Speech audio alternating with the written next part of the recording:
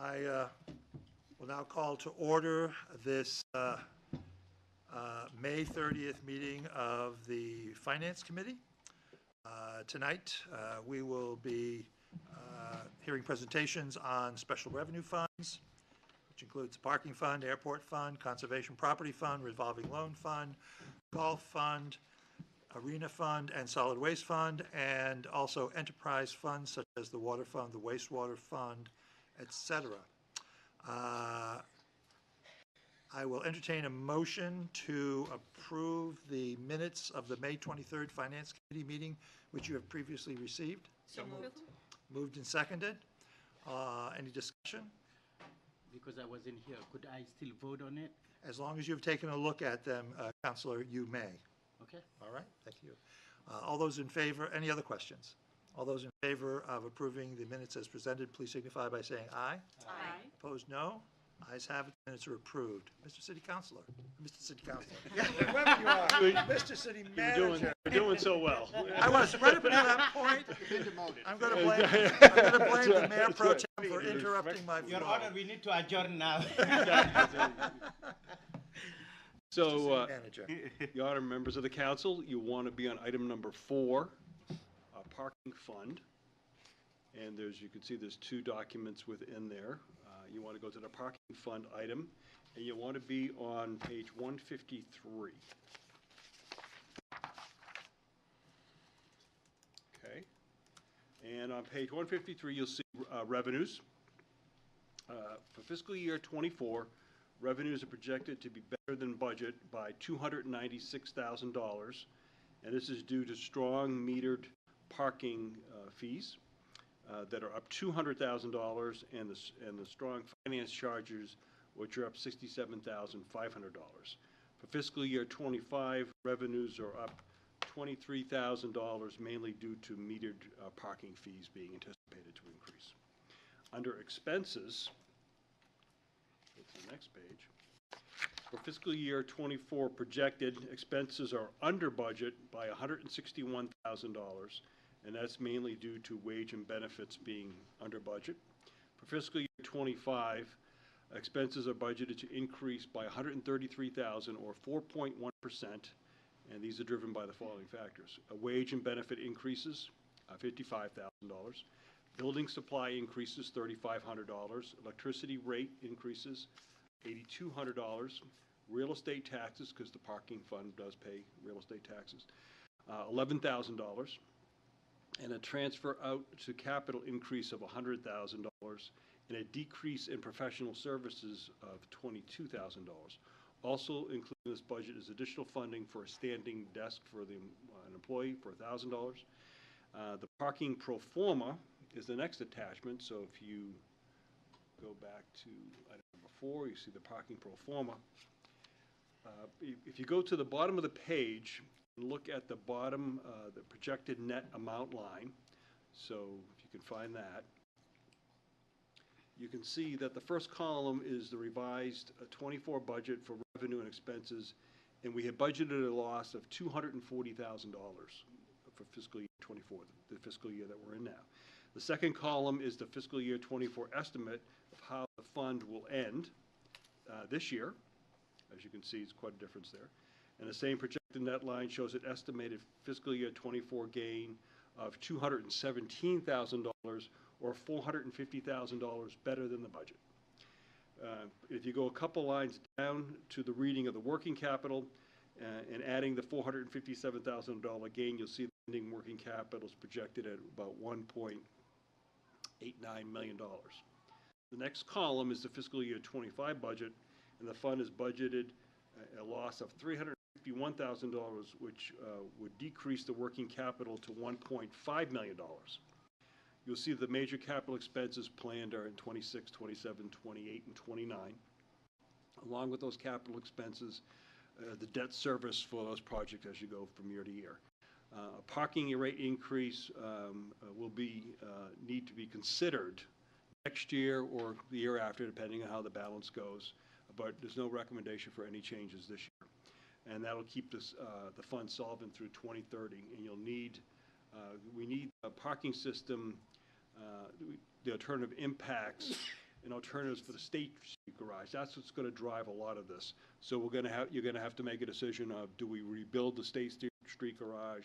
Do you renovate it, or you demolish it and make a parking lot? And that's something I think you can take a look at, depending on what is happening with the state garage, the state legislative garage across the street, adding that 400 plus spaces. So you have time to have that discussion as the year goes on, and that will determine, I think, any type of fee change that you need to make in future years, nothing this year. So I'd be glad to answer any questions before I move to airport, but you can see the parking fund is doing quite well.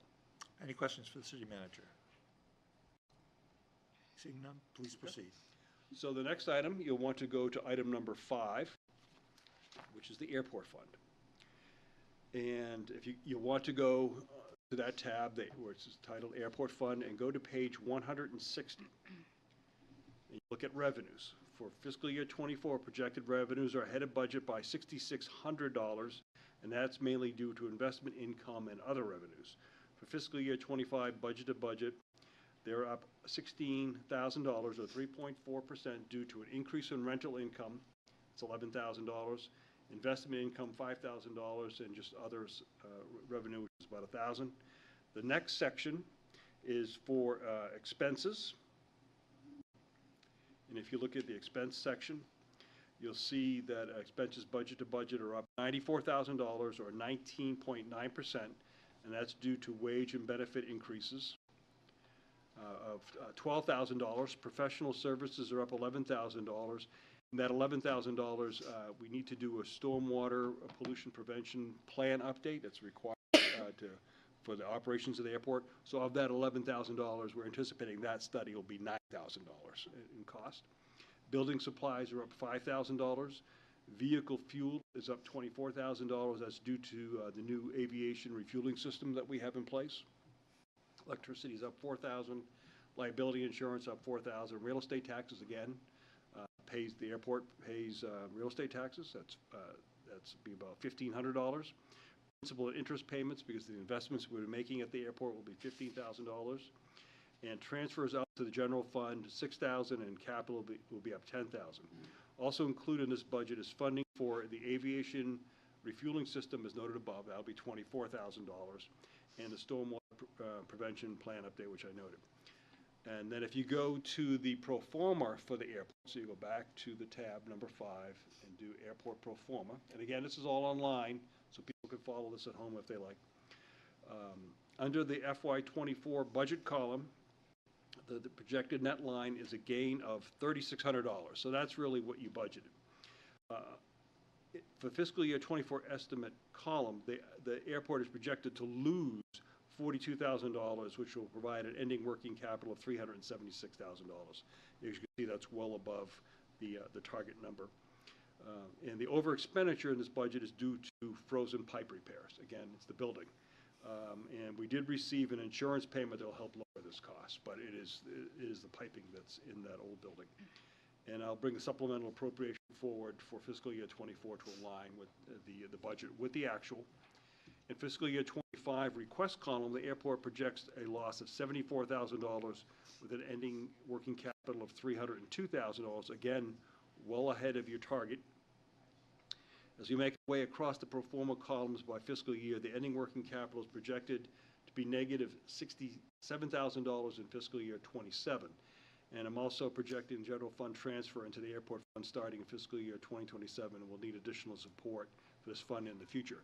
So you probably won't recall this, but years ago, the city typically had to make about $150,000 annual contribution to the airport from the general fund to keep the airport operation. You did that for years and years and years until the growth of the airport took place, and then we generated a lot of revenue at that point from enplanement, the planes being stored there, and fuel fees. We make money on the fuel. The recession hit, the Great Recession, and people got out of the plane business from a casual standpoint because we're a general aviation airport. That is starting to turn around a lot, and as you know, there's a lot of development projected for that area. So there's hope that this will be able to start receiving more revenues to help offset these costs. But all we're projecting now is based on what we have on the ground right now and what we see. We don't want to make any speculative projections on this. So, but again, we could be back in a situation where the general fund has to help out the airport. But when we get there, you have time. You have a few years before you really get there. I'd be glad to answer any questions on that. Any questions for the city manager? I'm sorry, Councilor Todd, then Councilor Brown. Thank you, Your Honor. I had a question from a resident, so I thought I would ask it here. The revenue that we receive from the lease agreement, so for example, United Therapeutics is one, and then any other future lease arrangements we have, do those funds go into the airport fund, or are they just, They go into the airport fund. However, there's also, as part of that, there's tax payments that come along too. Right. Those tax payments go into the general fund. Yes. But the lease payments stay. stay with the airport? Right, and as you can see, because it's a special revenue fund, you could collect all that money if you really wanted to and put it in the general fund, but then you'd just be funneling it back into the airport fund. So that's the situation. Okay, thank you. Thank you. Councilor Brown. Thank you. Mr. City Manager, it looks like we're anticipating 11 additional planes. Yes. But the rental income is only expected to be $11,000 more. Is that, where is the rental income coming from? It is the emplanements and the fuel sales, but we try not to over-anticipate what that's going to happen until it actually happens, and they're actually in place, and then when we see those numbers, we'll include those into the future. You'll get those quarterly reports that we do with funding to determine how things are going. So that's why I say we don't know for fiscal year 26 and really for 27 where we're going to end up with those numbers, but it really is your employments, your rental of the hangars, what's in there, and of course the number of hangars that are there, and then the portion of the sale of the fuel for the airplanes. So more activity at the airport, and if people fuel there, which is why we're putting in the new system, we also receive a cut of that. That money stays with the airport and helps the operations of the airport. One of the ways to think about this too, as far as expenses go, general services are the ones who maintain the runways, and we want to make sure we maintain them in very good condition. So the more snow that occurs off hours, particularly up at the airport, the more cost there is to the airport, because we then have to pay the general services employees to come and plow the airport. If you have a really light winter, then you don't have as much snow removal, therefore you don't have as much cost. So it really is, airports really are weather dependent. Follow up? Yes, thank you. The rental, so we're renting hangars? Yes. So that just seems like couldn't we increase those rental fees, especially since we'll be adding the new aviation refueling station? Mm-hmm. It just seems like $11,000 in an increase doesn't seem high enough. Yes, they're all long-term contracts that we have with, whether it's the National Guard, the state of New Hampshire, or private users. So there are contracts in there, and they do have increases built into them. That's generally what this is, because we know we'll get those numbers, but you don't know if you're going to get additional planes necessarily until they're there. And same thing with the fuel sales. You don't know. So for example, when we used to have the two major Loudon racing events, you had a lot more planes and helicopters coming in there. We were selling a lot more fuel. So we'll have to see how that goes going forward. Follow up? Follow up, yes. So this $11,000 is just increase from the contracts that are already in place? I could bring Matt up if he wants to add to that. These are numbers we know, pretty much know. Good evening. So just to supplement what the manager said, we do rent hangars. They're rented to Concord Aviation Services, which is a fixed-based operator that helps manage the airport for us and operate it, provide services. We do land leases. So as the manager noted, the National Guard's a land lease, United Therapeutics is a land lease, State of New Hampshire's Department of Safety is a land lease. They're land leases. They are long-term contracts. They do increase, typically tied to CPI, but in other cases they're fixed. And fuel sales are going to be dependent on exactly as the manager mentioned, how many planes are going to be there, based there, or how much transient traffic we have. We're hopeful that United Therapeutics' presence will increase fuel sales. They have a very large jet that they're keeping at the property, so we're hoping that will increase our sales and our revenue. but I really don't have much to add beyond what I've said. Follow up? But is there room for us to increase that rent income in any capacity there? I would say that the agreements are very fixed. So Oh. United Therapeutics, for example, we just did that lease agreement a year ago. It's a 20-year lease with 4 5-year renewals, so it's a 40-year lease. And the increments about increase for rent are fixed. And that's pretty standard in our airport lease agreements. Wow, okay, Yep. thank you. Mayor Pro Tem Seco? Thank you, Your Honor. And I think Stacey Brown, Councilor Brown took one of my questions, but based on the investment that is happening at the airport and of course the improvement, and we are expecting or projecting that it will sustain itself, right? And looking at the numbers now for revenue, it seems like it's very low. Are we, as you said, taking precaution on projecting it higher, or are we just trying to not, I don't know, jump the gun so that we project higher and we don't get to the number? Much of the airport activity, as you can picture, sales and uses of airplanes, or whether it's wherever how the system works, it's really economy dependent. So as the economy goes, so goes airplanes. So people fly less. As you know, during COVID, a lot of people weren't flying. A lot of people who actually you couldn't really give lessons. There was a lot of going on, and we're hesitant to make any real big projections based on how the economy is going to go until we actually see it in the airplane industry. You see what's going on in Manchester, and they're not doing well, and they haven't been doing well for years, and they've got some big concerns. Things like that do have impact on us, because sometimes what happens is sometimes those employment people will actually fly to here. People will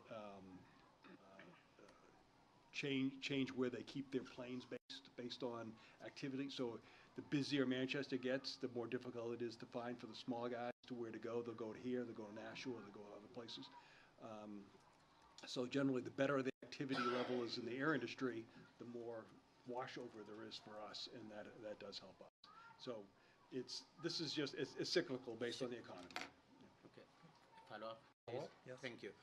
Could you educate me, I'm sure, as a new councillor, where it said transfer out general and transfer out Gen Cap project? I see we have 77 on 2023, but then when we go to 24, for sure, projected still 75. Throughout the line is 75, but then in 2025 we projected 81,000. What that is about? Yes. Yeah, so the capital transfers for the capital numbers, the capital transfers are related to where we're using cash out of the airport fund instead of bonding, so we're not paying interest on things. For the bonded CIP improvements, that's where we're actually appropriating dollars and then having to make the principal and interest payments on those. What we do is we try to program these very closely with the state of New Hampshire and the Federal Aviation Authority, because as you know, Councilor, many of the capital projects are 5% city, 5% state, and 90% federal. So we want to make sure we take advantage of those and not paying 100% of a project or more, or not more, or anything that we don't have to. So a lot of these things are spaced based on when those federal dollars and state dollars will be available. So it shouldn't be, I'm sorry. Oh, go ahead. Go ahead. The numbers should not have been lower than in that case if we are taking advantage of what the federal will. This is taking it. This is those numbers taking advantage of those federal dollars. Oh, okay. Even though it's higher. Yeah. So when you look at it, when you go look at the capital projects, really, if you go to the airport, the capital budget, look under the airport and those projects there, you're going to see the breakout of those three sources of dollars, and what is the airport portion of that, which is this fund, and what is the state portion, and what is the federal portion. You can see them all broken out. And then when we get there, we have to come to you, city council, and say, okay, this is a federal grant, the state money, the city money. Do you want to appropriate the city money and accept the state and federal money together and then do a project? So then you'll look at where we are financially to see whether or not we can actually afford to do that. Thank you, City Manager. Thank you. Councilor Keach. Thank you, Your Honor. Mr. Manager, or Matt, Mr. Walsh, I apologize. On the revenue side of things, does that reflect United Therapeutics increase, rental going forward? It does. Okay, and follow-up, if I may? Yes, follow up. What is the length of that lease? Do we know? The initial term is 20 years, but they have 4 5-year renewals after that, so it could be as much as 40 years. And follow-up Follow-up. one more? And within that 20-year lease, I believe it's a fixed 3% annually that it will go up. So that's what we agreed to when we approved that a year or so ago. Great, Yep. thank you. Okay. Any other questions? Councilor Todd. Thank you, Your Honor. Following up on Councilor Keach's question, is there another opportunity within that timeframe to renegotiate the 3% if it looks like, for whatever reason, the market would bear an additional increase beyond that?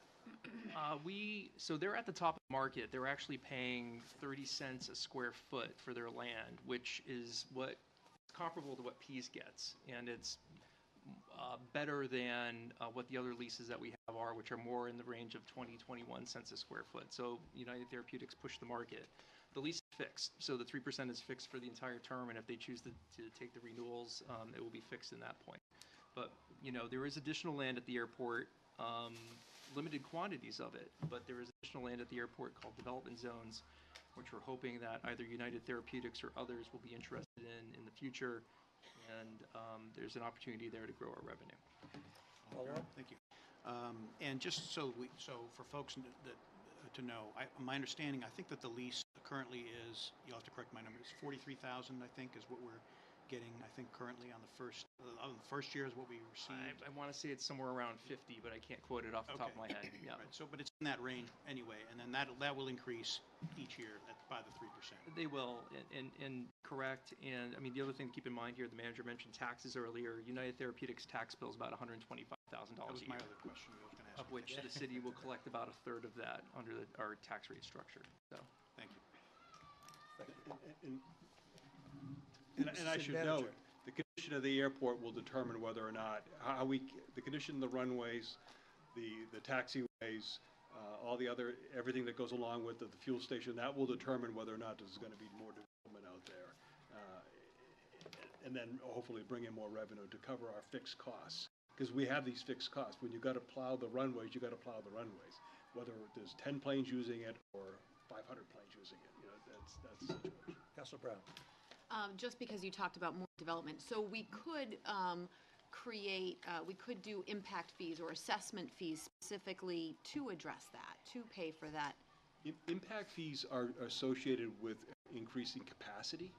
So could you do something if you were going to maybe extend the runway? Potentially. But we're not talking about increasing capacity, because the airport can handle a lot more capacity than it actually has right now. Follow up.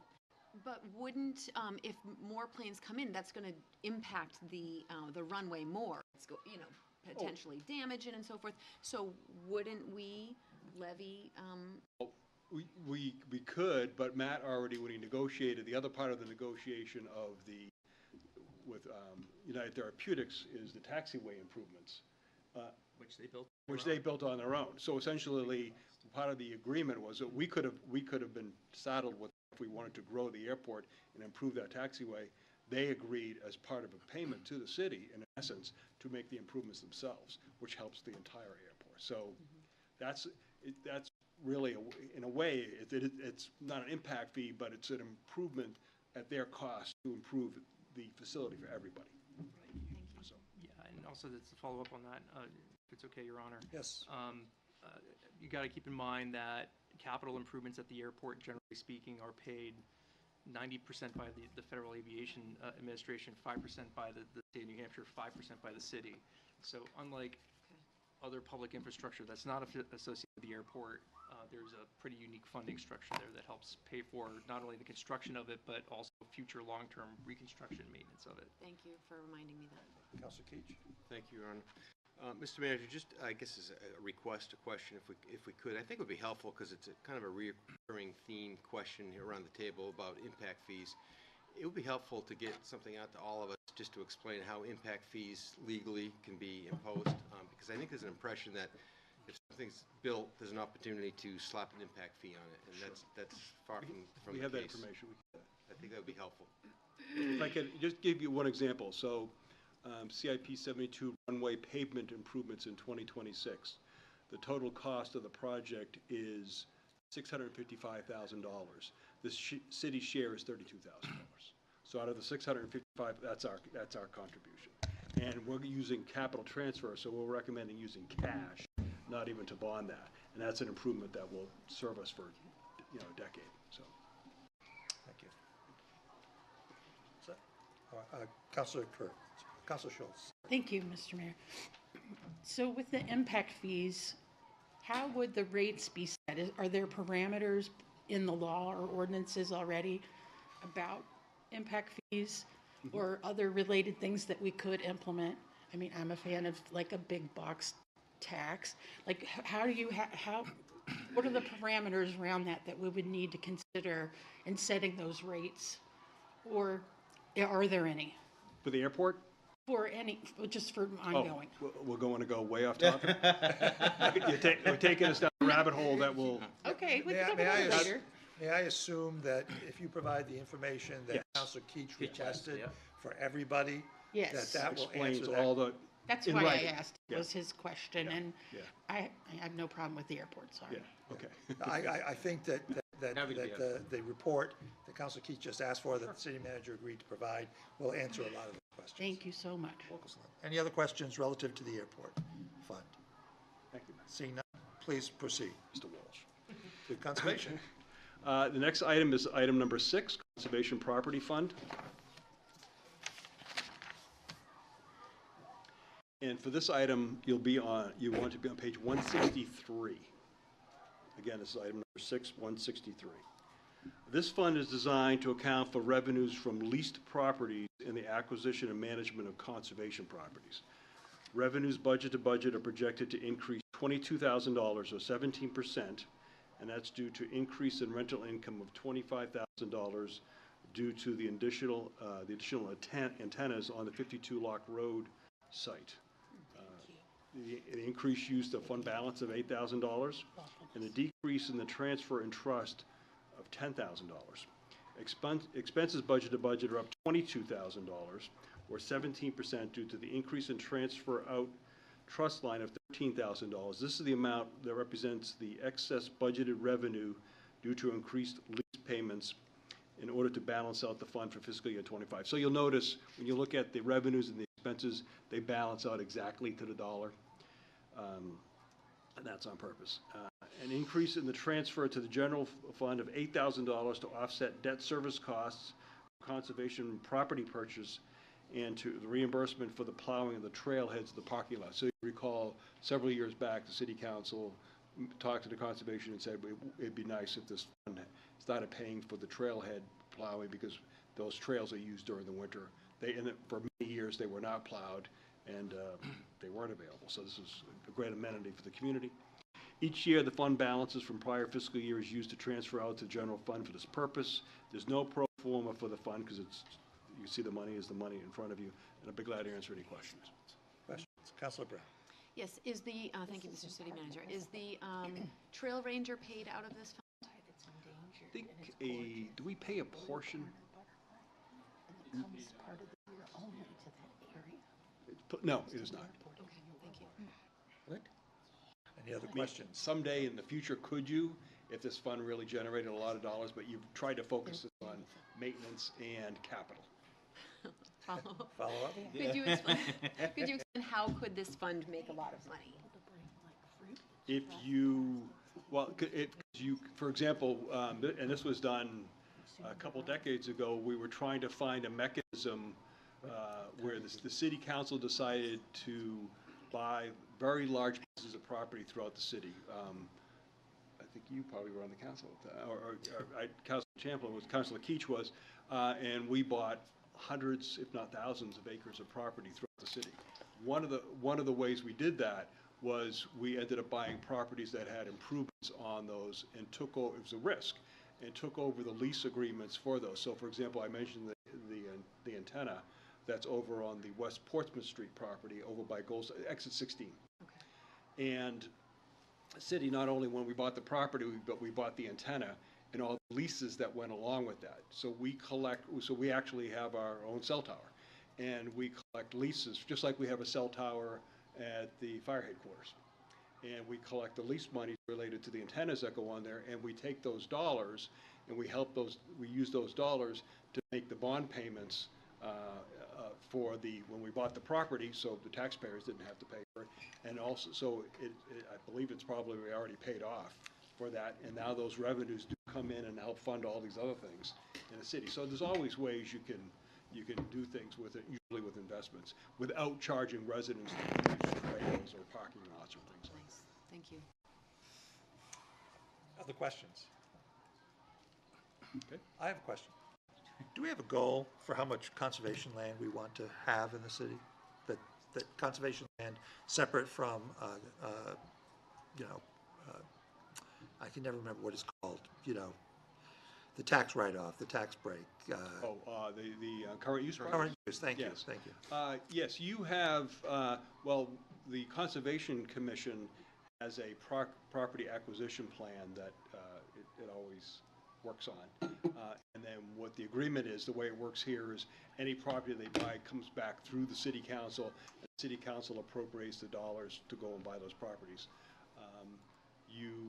At a time, you wanted to buy a certain amount of property, you bought all that property, and now it's based on a much smaller basis. Now you'll get proposals that come through maybe for 100 acres here or 100 acres there. And generally, the Conservation Commission does a fabulous job with working with property owners, and particularly looking at estate planning when they're looking at getting to the situation where they want to retire or move or whoever, or their wills or whatever they're going to do, and that's where a lot of the conservation property occurs now, particularly for making needed trail, closing trail gaps, type of things like that. So, but they're very cognizant of not taking particularly key pieces of property off the tax rolls, because then you could very quickly landlock a lot of property, and then the values go down, and then that impacts all the taxpayers. So. Thank you. Councilor Todd. Thank you, Aaron. I just have a follow-up based on your question, if I could. The City Council, though, actually makes the approvals for the purchase of all of this land. That's so in other words, I just wanted to clarify that. They bring the ideas to you. Right. Right. And you, council has to appropriate the dollars. Follow-up? Follow-up? Yeah, thank you. And I just, maybe it's really more of a comment, but just in agreement with what you had mentioned, which was, I think that the Conservation Commission has really done an excellent job. Yes. They really have, it's been feet on the ground, and they've really, as you said, really examined the property maps and the parcels and so forth that they think would be key toward linking together trails or increasing trails, augmenting, but at the same time with a certain amount of sensitivity to what you pointed out about landlocking and so forth. I think they've done an excellent job with that. One of the primary reasons for folks out there who are interested in why are we doing this, why are we purchasing, is it's a lot of it has to do with not only the nature conservation, but just water conservation. Right. To be able to the watershed and maintaining that is just so key and crucial. And as we have seen in the past when we had the Mother's Day flood in 2000, whatever it was, I can't remember the year, but a long time ago, but not that long, I suppose. 6? Yeah, 2006. And I think for those kinds of reasons, this kind of planning is really important. So, Thank you. Councilor Keach. Thank you, Honor. First, I just want to compliment the Conservation Commission, because over the years I found they strike a really sensible balance between development and conservation. So they really strike that nice balance. But my question's, or it's almost a comment, but just to remind everyone, Mr. Manager, one of the conditions of current use is that the landowner, in exchange for the tax break, is required to allow the general public use of that property. So in addition to the conservation lands that are out there that we purchase, all that current use property, which is in the thousands of acres in Concord, is accessible to the public as well. Excellent point. Is the police department recruiting from a very young demographic? You got to start early. You got to sign them up. I know the folks at home can't hear it, but there's like a cacophony of young voices out here. All right, please proceed. Sound happy. Yeah, they're dancing. They sound much happier than Yes. a budget meeting. So the next item you want to go to is item number 7, which is the revolving loan fund. And you'll want to turn to page, when you hit that tab, you want to turn to page 165. And $319,000 that you see over in the fiscal year 25 budget is a portion of the estimated unexpended balance, plus scheduled loan payments and investment income as estimated revenue and requested budget appropriation. We don't do a pro forma for this fund because it doesn't go from year to year like that. I'd be glad to answer any questions. So that's how much we have, and of course revenue anticipated to balance with expenses. And as you can see how that fluctuates over the year based on how much money is available. Questions on the revolving loan fund? Hearing none, please proceed. And so next you'll want to go to the golf fund. That is number 8.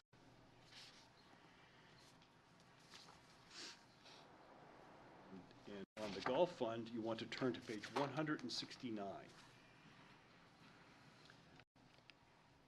So for fiscal year 24, total revenues are projected at 1.9 million, and each revenue line is expected to exceed budget except for the simulator revenue and rental income.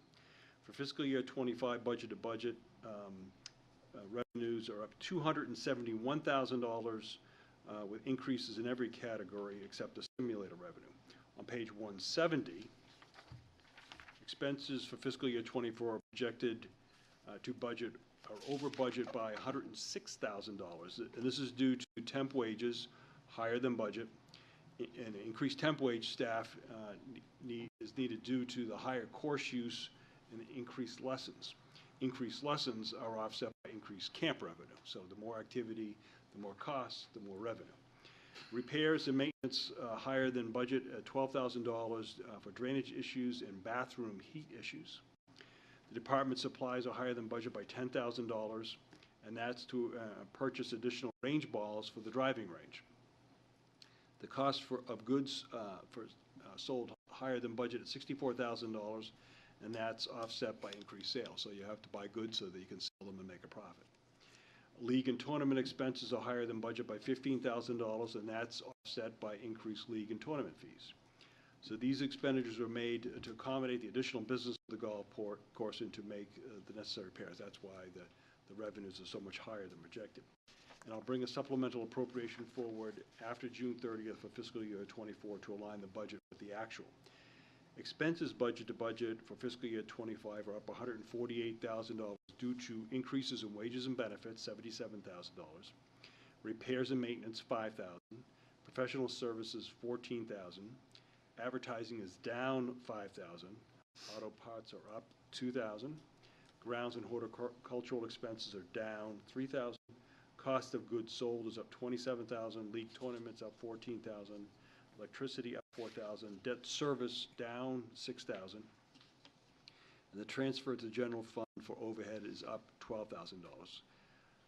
Also included in this budget, as part of the increase mentioned above, are PCRs for funding for the repairs and maintenance of $3,000, tree maintenance specialists for $6,000, auto parts for $2,000, and departmental supplies increase for $5,000. And I'd be glad to answer any questions before we move to pro forma. Councilor Kretovic, Thank you, Your Honor. I have 2 questions. certainly. For the simulator revenue, this is in part due to the new simulators that opened up at the clubhouse, the new clubhouse at one of our competing golf courses, and loss of revenue. Correct. And then the second one is the continual repairs on the restrooms in the clubhouse. Does that fall under repairs and maintenance?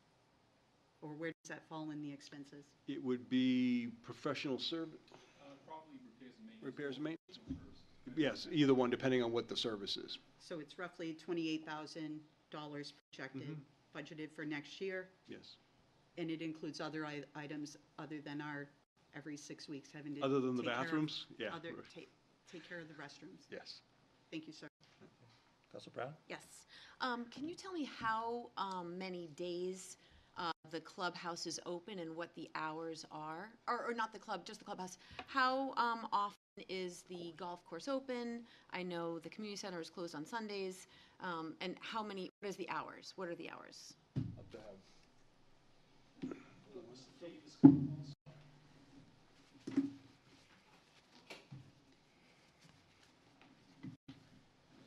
I'm not a golfer, so I'll tell you that. I do like the landscaping. These are LeBron. Not a very good golfer, and I stuck my foot in my mouth. Tom, I'm a golfer. Yeah. The clubhouse is open learned it almost how every to. day of the year. So there's really only a couple of days that the clubhouse is scheduled to be closed, Christmas and Thanksgiving. We have an event on Thanksgiving. Oh, we have an event on Thanksgiving, sorry about that. So there's really, very few days during the year that the clubhouse is not open for either outdoor golf or simulator or, something else that's going on. But once we get done playing outdoor golf, we're right into the simulator season. Once we get done the simulator season, we're right into outdoor golf. So there may be a few days during the year that, the course is closed because of heavy rains. Sometimes the clubhouse is closed because of a snowstorm, but other than that, it's open pretty much every single day. Follow up?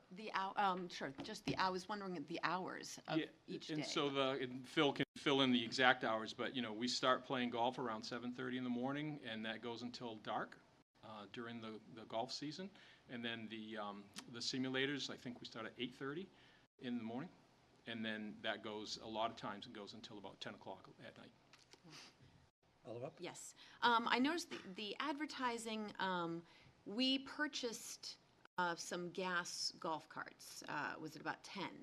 Can we wrap them for advertising dollars? I know the CAT buses is looking at that as a revenue generator. Is that something that you've thought about?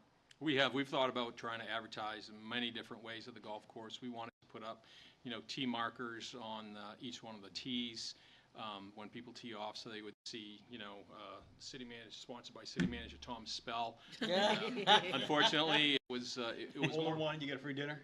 Yeah. I'll cook you dinner. We weren't counting on you to get a hole-in-one, though. But it became much more problematic to try to sell that advertising. There wasn't as much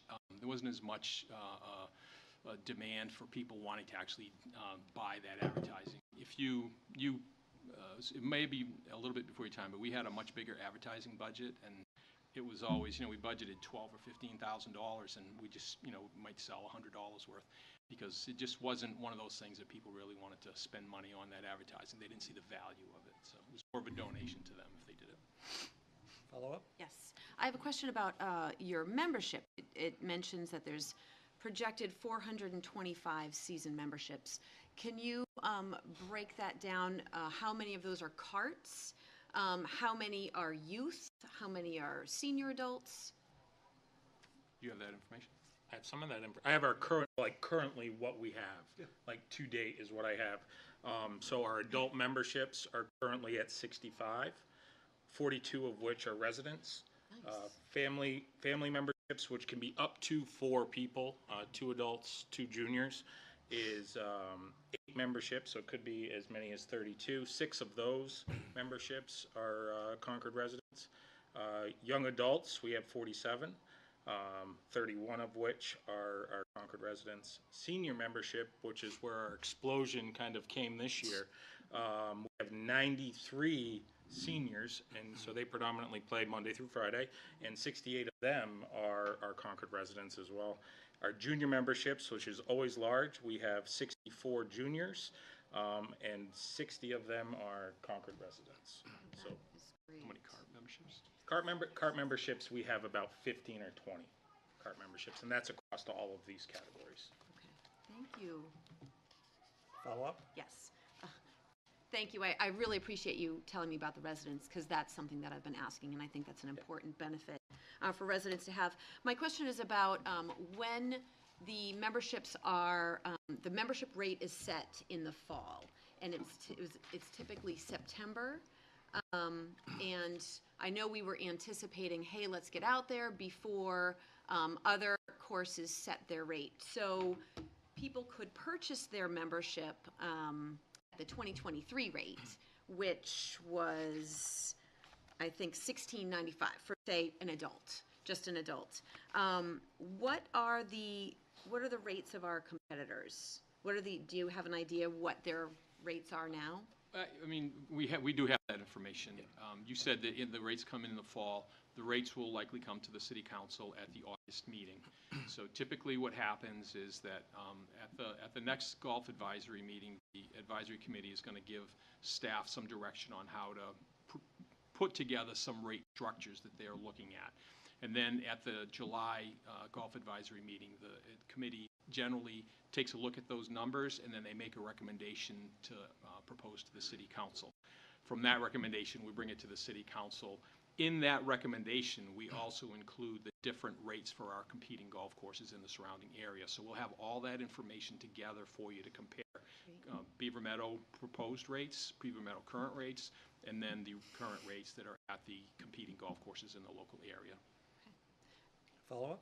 Yes. Is August earlier? I thought it was September that we. Well, if you think about the seasons, right? So if we bring it to you in August, and then we usually do a fall special, so we try to get that fall special out to the membership or people who are maybe interested in joining, for the upcoming season. So then they would typically have from, the middle of August, through the rest of the year, and usually the special that we have is if you're not currently a member and you sign up, pay half the fee, and then you can play for the rest of the season under the membership or under the pass holder. And then the following season, they would just need to pay the remainder of it, and then they would have the full membership for the following season. Thank you. Set. Councilor Schultz. Thank you, Mr. Mayor. Just point of information, what is COGS? And I assume everyone knows what FICA is, but if you don't, now's a good time to ask. So COGS has to do with the sale of inventory from the clubhouse, and it's the cost of goods sold. So, thank you. let's say that, you come in and you want to buy a new set of golf clubs, and, the cost of those golf clubs to the city or to the Beaver Meadow is, $500, and, they're sold to you for $750. So the cost of goods sold that gets booked at the time of sale is the $500. FICA is the federal income, you're going to ask, I can't remember that. But it's federal taxes, so it's part of the payroll taxes. So you've got Social Security, and so you got FICA and Medicare as part of that. Thank you. You're welcome. I will continue to ask that. Always ask those questions. Mayor Pro Tem Sekou. Thank you, Your Honor. For me, it's more like, and thank you for providing this, even though it's just 2 days, as you said. It's excellent to see that our resident is enjoying this golf course, and especially our senior citizen. It's a very simple question. What age do you guys consider senior citizen in that regards? 60. 60? 60. Ouch. Getting close, isn't it? My friend and I were like, what is senior citizen? Is it 65 or 68 or 6? So it's literally 60. Okay, I'm heading there. Yes, you are. Councilor I'll go out with Frederick. you. Thank you, Your Honor. Just for clarification, when we get to the conversation about memberships and what our competing courses are, we do have 2 competing golf courses in the market that actually sell a membership to 2 courses. So it's not even the same product that we are doing an apples-to-apples comparison by. I think they sold their 3rd course because it used to be 3 golf courses for 1 membership fee. So that's why the rates are so much elevated. Is that correct? That could be a good reason, yeah. Thank you. Other questions? Councilor Foote. Thank you. Question relative to the yellow card that I filled out some time ago, and the questions I had about the car pass and the course in general. And, we're all mindful of accessibility for everyone in the community. And how many days or how much revenue do you think you lose in a season as a result of some of the cart paths not being passable during certain times of the year? So you must have days where you have where you get heavy rain, where you just close carts down. How many days a year do you estimate that would be? And I know I'm putting you on the spot. Yeah, a little bit. That's okay. Mostly, well, July's been bad the last couple of years, but predominantly it would be in April.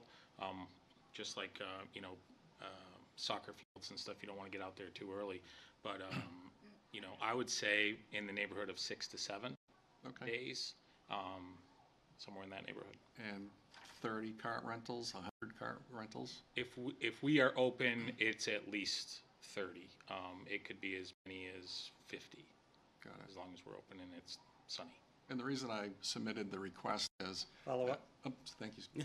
Follow up, please. He doesn't miss that. So, one more comment. The reason I made the request was because there was a resident in East Concord that, a veteran that was not able to play due to accessibility issues. And something I'm very mindful of, and we should all be.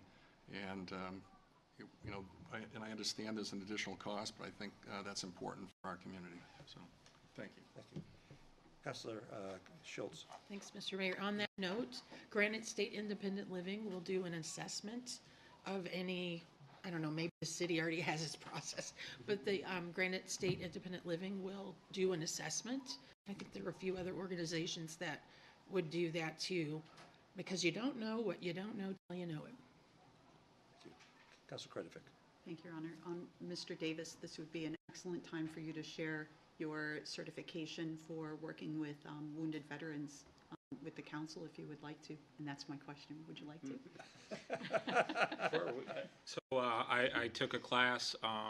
We're hoping to bring a program called PGA Hope to Beaver Meadow, and it's a program fostered by the PGA of America and the New England PGA, and the goal is to get veterans out and about and learning the game of golf. Right now in New England, there's a 5,000 person wait list of veterans looking to do this program, so hopefully we'll be doing it shortly this fall.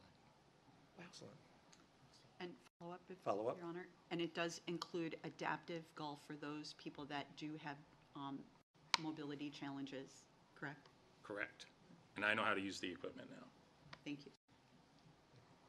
Any other questions? Councilor Brown. Yes, I have a few, if that's all right. They're kind of based off of other Okay. folks. How many trees are you planning on cutting? I noticed that that's kind of expected. How many, what's this next?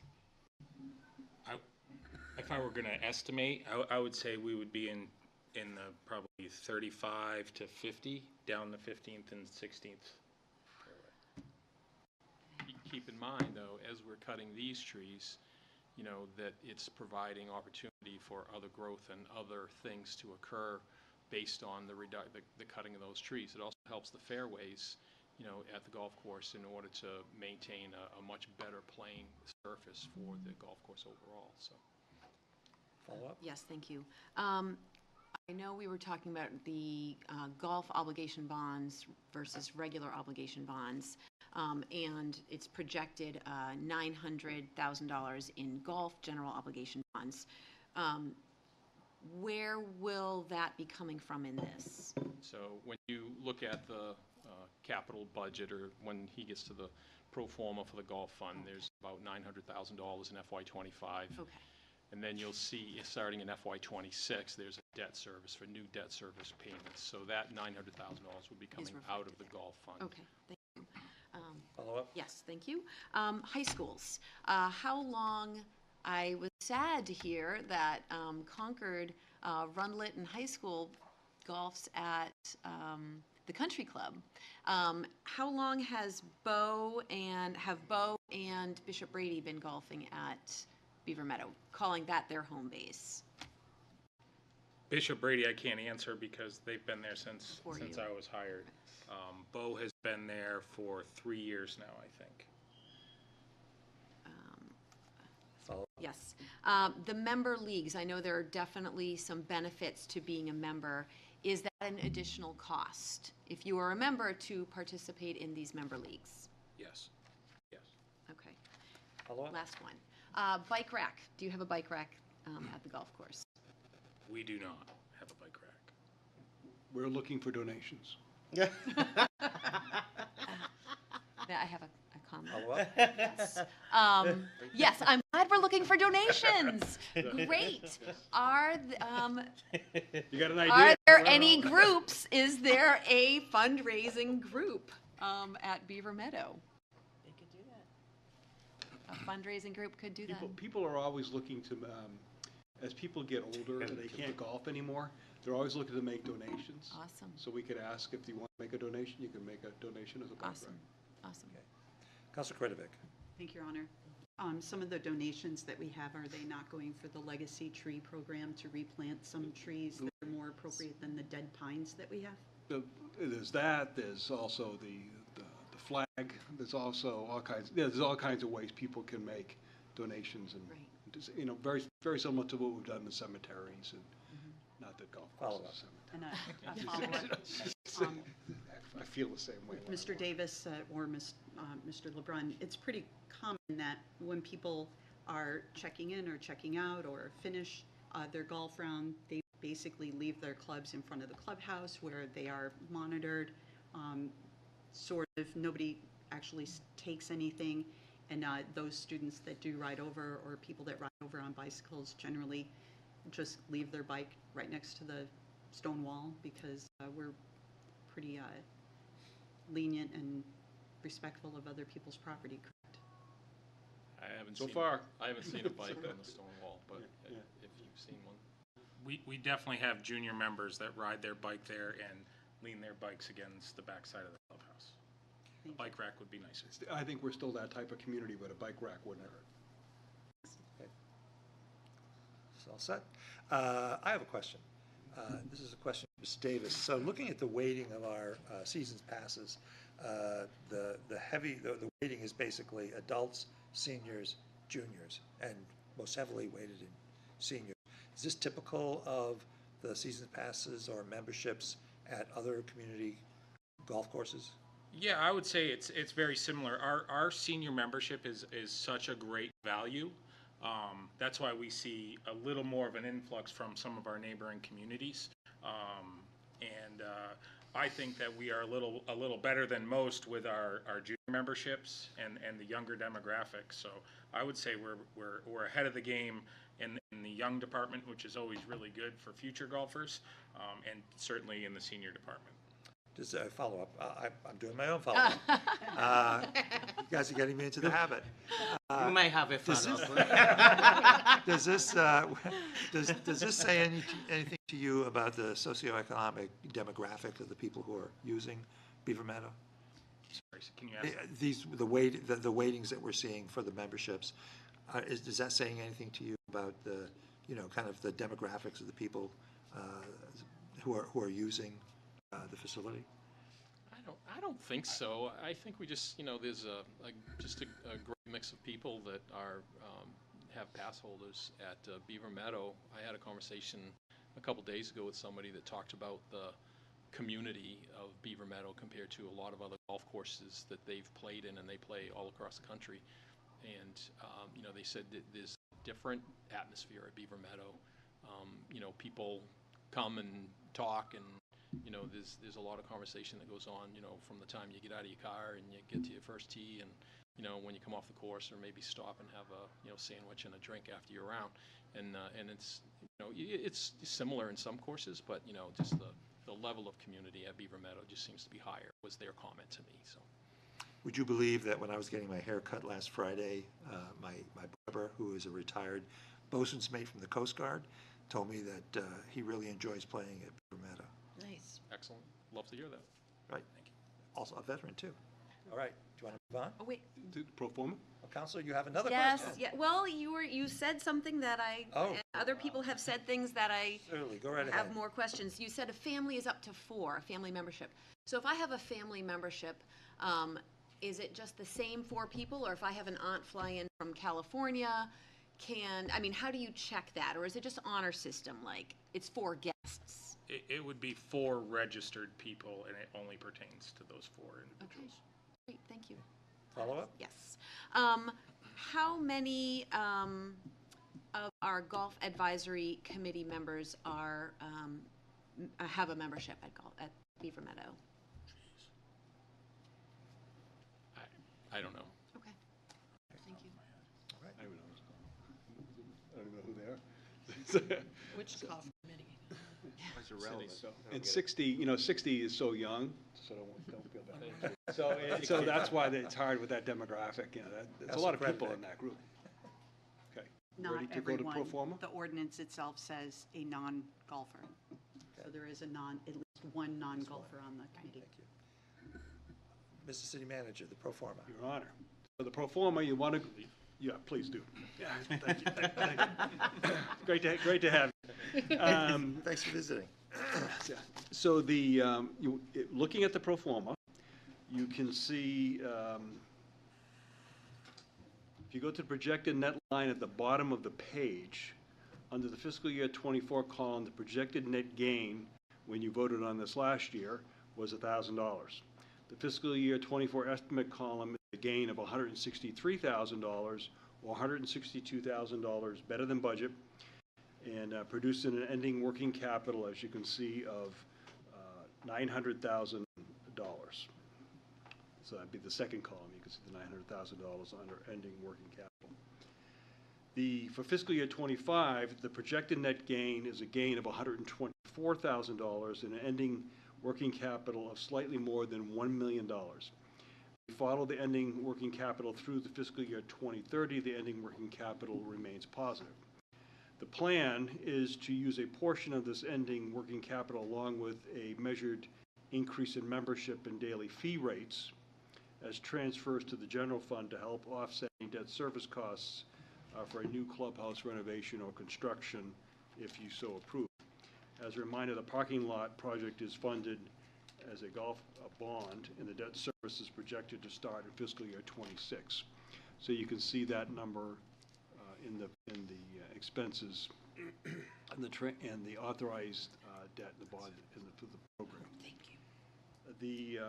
I'd be glad to answer any questions on the pro forma. Any questions? Councilor Kretovic. Thank you, Your Honor. Mr. City Manager, will we be expecting to see any sort of transfer in from Parks and Recreation for use of the parking lot during the winter months, or is this solely going to be funded by the golf course entirely, even though the winter season for the cross-country skiers? Are we just talking about, I'm sorry. Just the parking lot. Just parking, it'll be funded by the golf course. Thank you. Other questions? Seeing none, please move on. So you'll want to go to number 9, the Arena Fund.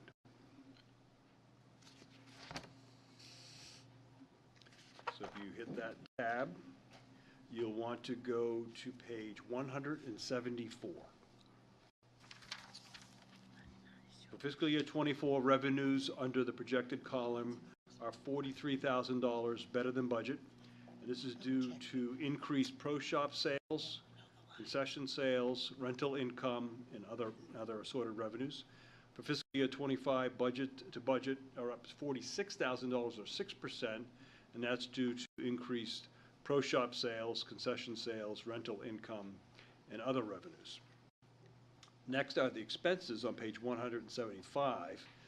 Expenses for fiscal year 24 projected to budget are up $25,000 as a result of staffing changes, which you've approved, and employees' health insurance selection, depending on which health insurance plan folks take. And also, I note that electricity is down. For fiscal year 25, budget to budget expenses are up $76,000 or 9.2%.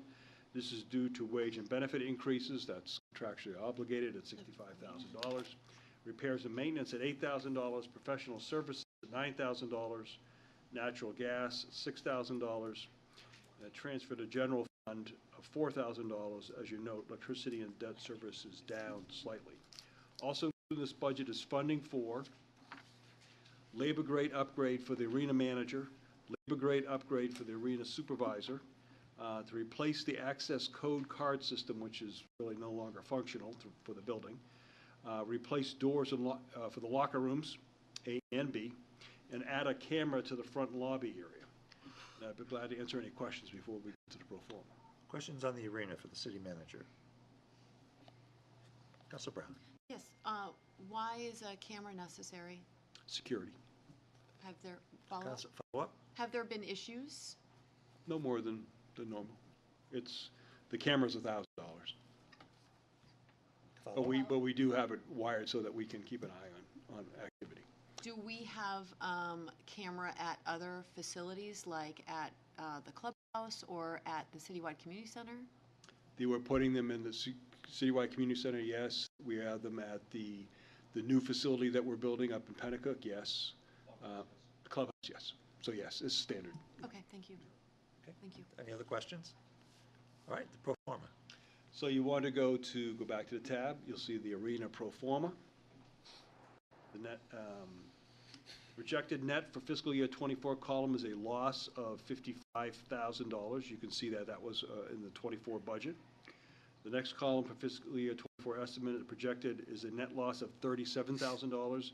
So this, as you can see, this budget is $18,000 better than was budgeted, and results in an ending working capital of $255,000.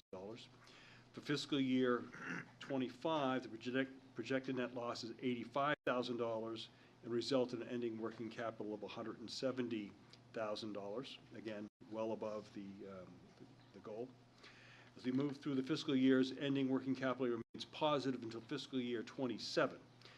The Arena Fund will need support from the General Fund for operations and capital projects that are undertaken, where the line has been added for General Fund support. In the out years, you can see we've added that line. More will be needed to keep the fund in the black. I commend Jeff Bardwell and the Arena staff, who continue to do a great job with a very, very slim operating situation here. And they are always looking for positive ways and issues, the next opportunities to bolster this fund, as you can see with the savings we've, particularly in electricity and whatnot. Again, this is something where we're at the top of market. We eke out every single piece of revenue we possibly can, and particularly through our advertising. And but expenses are expenses, and we're right on the edge. Any questions? I assume we'll take questions? Yes, please. Any questions on the pro forma? Councilor Keach. Thank you, Mr. Manager. Thank you, Mr. Mayor. Mr. Manager, as I look at the pro forma and look at the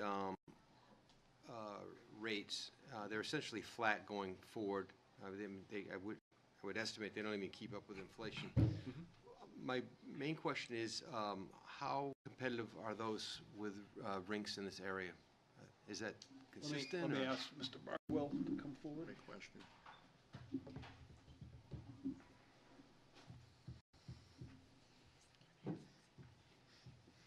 This is the famous Jeff Bardwell. So Looks like oh, where is he? Chip He's on the Chesler. side. That's just Chip Chesler. You call him the This is Is he the Iceman? exactly.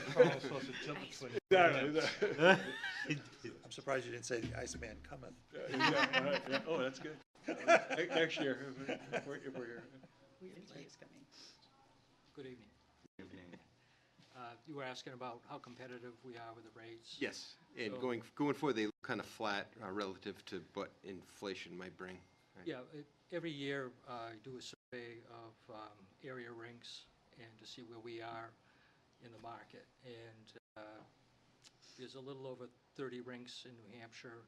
So of the 23 that I was able to get information from, we're currently the third highest rates. And in a 25-mile radius around the Everett, we're the highest rate. So we're at the top of the market. Interesting. Just follow up. Thank you. One quick follow-up. Do you know how many municipal rinks there are in the state? Do you have any idea? Rough idea? Is it unique to the state, or is it typical? There's 5 or 6 municipal facilities. The rinks are made up of, so you got municipal, you got private for-profit, private non-profit, school rinks, and college and university. Great, thank you. Okay, Councilor McNamara. Thank you, Your Honor. I know it's a minor cost up front, but have we considered or thought about solar array on top of that building that gets sun? Yes, actually working with the purchasing department and our energy consultant for the city. And I'm waiting actually on a report. Hopefully, we have a community advisory meeting next week, and I want to have some information for them. So it has been something we've been working on. Super, thank you. Councilor Brown? Yes, I was just wondering, are all the weekends, how many open weekends are there? available at Everett Arena? Well, the rink, we have several seasons. So we have the ice season, which runs from beginning of September through the end of March, basically, and then the show season from the end of March through the first weekend in June. We switch over to roller skating for June and July, back to shows in August, and then back to ice. So for shows, for instance, we're booked every weekend from the end of March through this coming weekend. And then in August, we do have one weekend open, but we're booked all the other 3. Thank you. Councilor Schultz. Thank you. I assume this also includes what happens on the rest of the arena's property, like the Kiwanis event in the parking lot, whatever donations, et cetera, from the crew folks. I don't know if they still have the crew folks still go out there. I assume they rent at some level. And the other things that are taking place, I assume this also includes all of that? Yes, like with Kiwanis, everything's coordinated. Everything inside's run through the arena. Anything that's outside's a coordination with Parks and Rec. Oh, okay. In the arena. Thank you. Yeah. Councilor Kretovic. Thank you.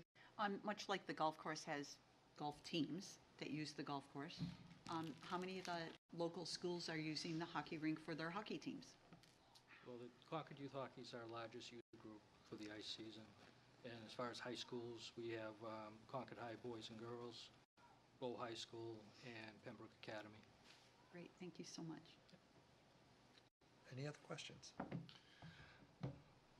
Councilor Foot. Going along with what Councilor Keach said relative to we're the highest, can you help me out? How many, I asked the question about how many people play a round of golf, and we heard 36,000, so rounds of golf there in 2023. Any idea how many kids use this rink? Kids and adults, I guess we're all kids right at some point.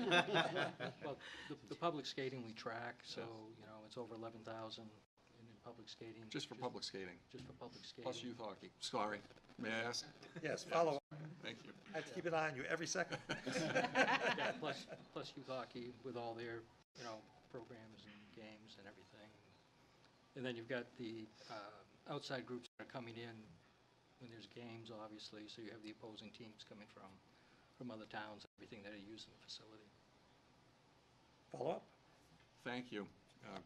Very encouraging for, what our investment is and what where we balance on this. It's very impressive on the amount of activity that occurs at that site, so it's great stuff. Thank you. For me, it's not a question, it's just a comment. Thank you, Your Honor. Last weekend, was it last weekend or the weekend before where they had the fair? Yeah, Kiwanis. The kids and I went. It was beautiful, and the parking was very organized. Like safety wasn't even a concern. So I don't know, because you said Park and Rec does coordinate those things outside, right? Well, the use of the property of what's going on down there is coordinated. So Kiwanis is a rental for the arena, and so they coordinate with us. It's just that Parks and Rec can't rent the park that day, so that's the coordination piece that happens between Parks and Rec and us. Who was doing the, sorry, follow-up? Follow-up? Yes, please. Who is the Kiwanis that was in charge of the parking, or it was our staff? Kiwanis was in charge. As part of their agreement, they have to take care of all the parking and things like that, so they handled all that. We try to capture the revenue and let somebody Let them do the handle the expenses. That's how Bardwell works. They did a great work. Yeah, they're pretty organized. Yes, they're very organized. Yeah. Councilor Todd. Thank you, Your Honor. I appreciate Councilor Foot's question about the number of attendees for skating. I think this is maybe more a general question maybe for the manager. To the extent that we have this data collected, is there a place that we are currently disseminating that information? Number of rounds of golf, number of people who use the ice skating rink, or number of, or could there be in some fashion if we? Good. In the budget. Oh, so. It's like a project. It's in the budget, but so I'm sorry, Your Honor. Follow up? Just to clarify that, because it is in the budget, I understand that, but I'm just wondering if there's, because I think folks in the general public are probably not going to, my guess, look through the 650-page budget. We could do something. Yeah. Yeah. Yeah, We well, could- like we a could- long wait. Yeah, we could do something like, I'm sure Angelina could do something like what we do with the annual report that comes out from Park and Recreation. Sure, that'd be, Yeah, I think, that'd be easy to do. Yeah. just follow-up comment, thank you, yeah, because I just think it would be good for us to be able to communicate that to the public, and also, I think there are a lot of questions out there from folks, just, you know, how are these facilities generally worth it? Whether we come down to that kind of question a lot of times, and so, It's really one of the things the council struggles with every year, which is trying, the rates, and Jeff does a great job balancing this out, is you know, could we even push the rates higher? Sure you could, but who's paying that? It's the children of Concord and the citizens of Concord, so you could easily, very easily price people out. But that's not what the point of doing this is. The point is get people to use it and make it just one more amenity for folks, so. It's something you struggle with every year, and I think so far it's worked. Councilor Brown. Is there a bike rack at the arena? There's not one at the arena, no. Okay, thank you. Are there skate racks? Is that a question? In the pro shop there is. Yeah. What, board or foot? You know, whatever. All right, we're rapidly losing control here. Mr. City, I think Ice that's skates. all the questions I see. Thank you. Okay. Thank you, thank you. Thank you, John. Solid Waste Fund, our favorite fund. We're done. On that one, Thank you, Jeff. Thank you, gentlemen. Okay, so the next item is item number 10, Solid Waste Fund. that's definitely history. And on the Solid Waste Fund tab, you want to go to page 179. For fiscal year '24, the projected column revenues, projected to budget, revenues are down $160,000. And this is a big change because Solid Waste Fund has changed because of the contracts are changing. The commercial disposal sales are short of budget by $164,000. For fiscal year '25, budget to budget, revenues are down $1.1 million or 20.5%, and this is due to the elimination of the commercial disposal revenue of $1.4 million. Downtown Solid Waste District is up $16,000. The pay-as-you-throw containers are down $5,000, and a transfer in from the general fund is up $306,000. Next, on page 180, for fiscal year '24 expenses, projected to budget are down $199,000. So again, revenues were down $160, but expenses are down $199. For fiscal year '25 budget to budget, expenses are down $32,000 or 0.7%, and those are due to wage and benefit increases up $3,000, the transfer to capital down $50,000, professional services contractual increases up $17,000.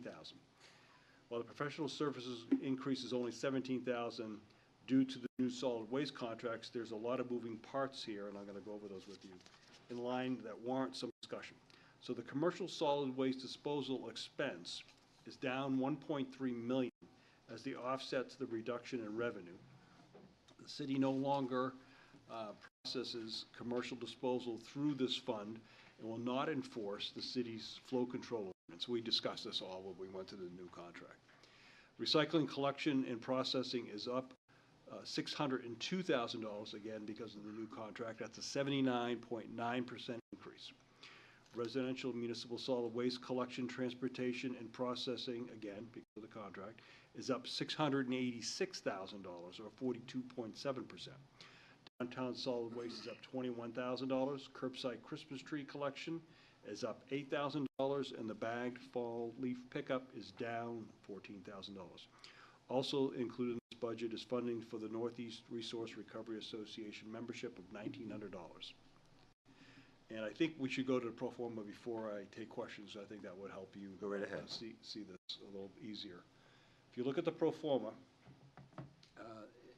the projected net line for the bottom of this page shows fiscal year '24 budget gained $199,000. So that's what we're looking at when we did the fiscal year '24. It's $199,000. However, it's going to come in at $238,000 up. So it did better than budget by $39,000. It results in an ending working capital of $3.3 million. remember, this is very important because you were trying to position this fund to be very healthy going into the new contract so you can help alleviate any increases in general fund costs as we go forward. So the fiscal year 25 budget, the next column, projects a loss of $835,000. As you can see, without the use of fund balance, the general fund increase would be much more significant. So again, because you have so much in the fund, you can actually weather something like this.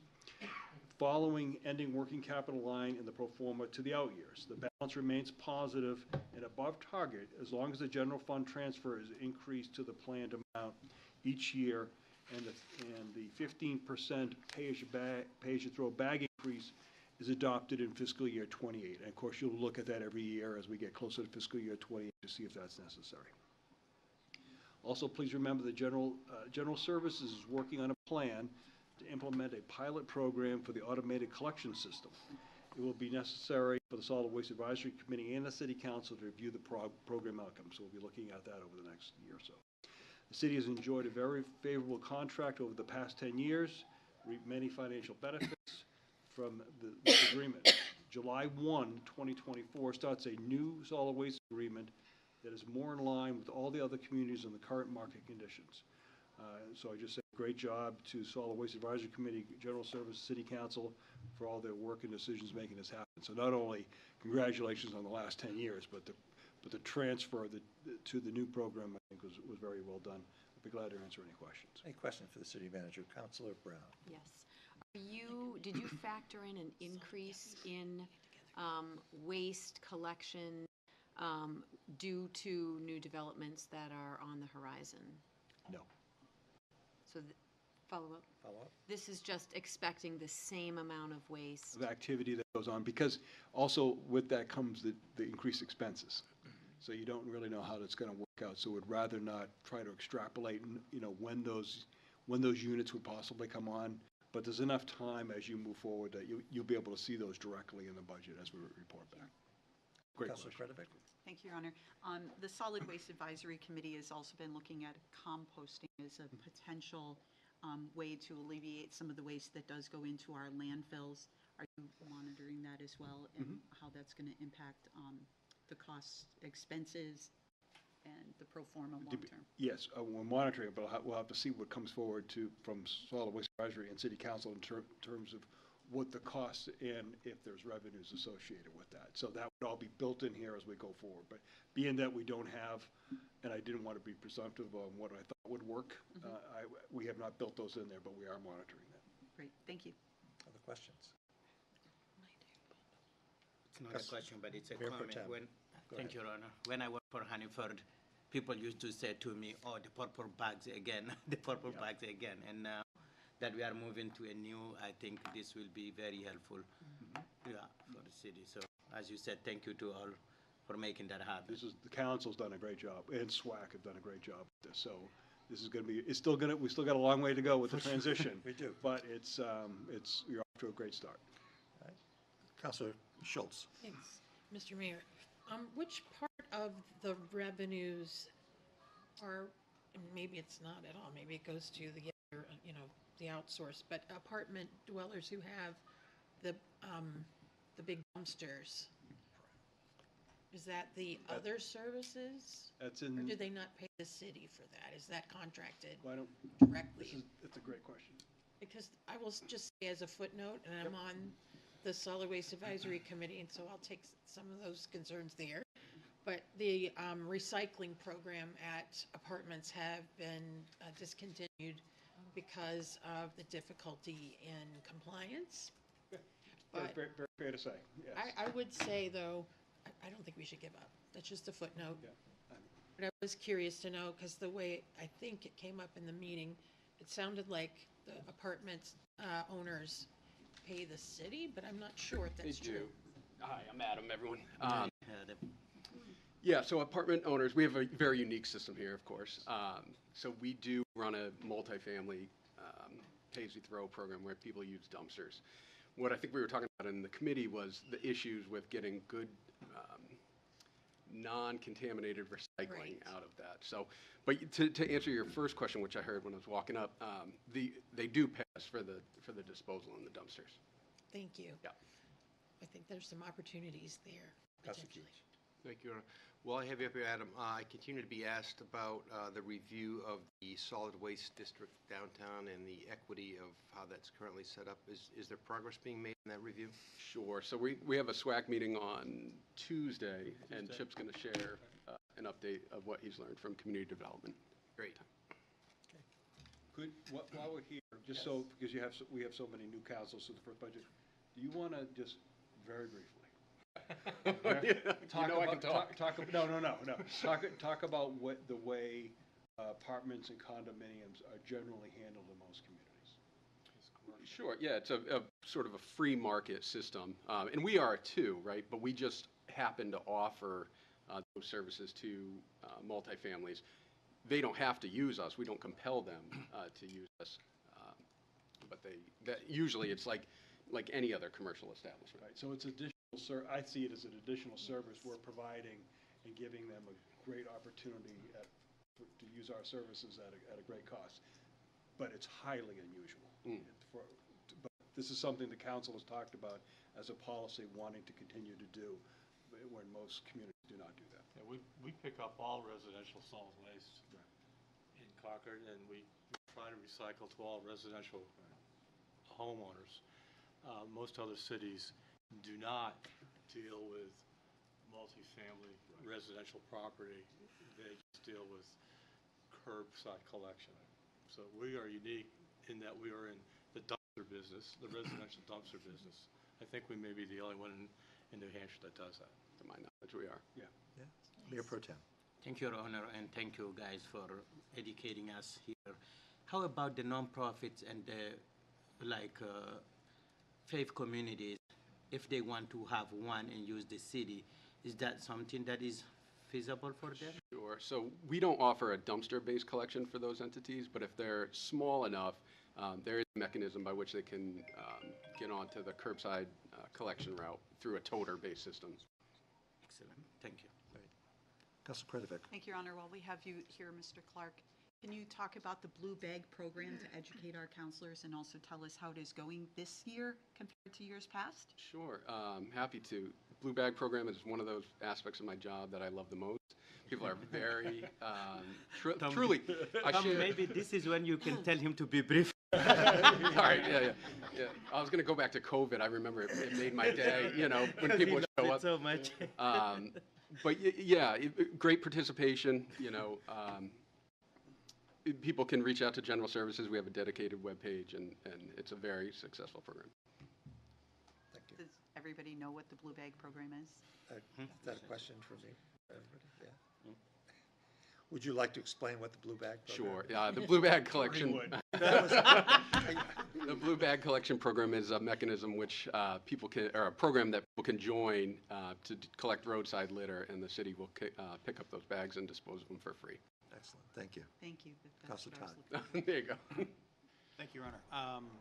I just want to add, first of all, just comment, and then I have a question, but just add to the list of people that deserve praise, these two gentlemen, who I think have done an excellent job since I've been on SWAC, which hasn't been a very long time, but they've really tried to be as creative as possible and do a lot of outreach, gather a lot of information, which I think is going to be very important and necessary as we move into the new contract, trying to find ways to adjust. I know there's a lot of confusion out there in the public right now.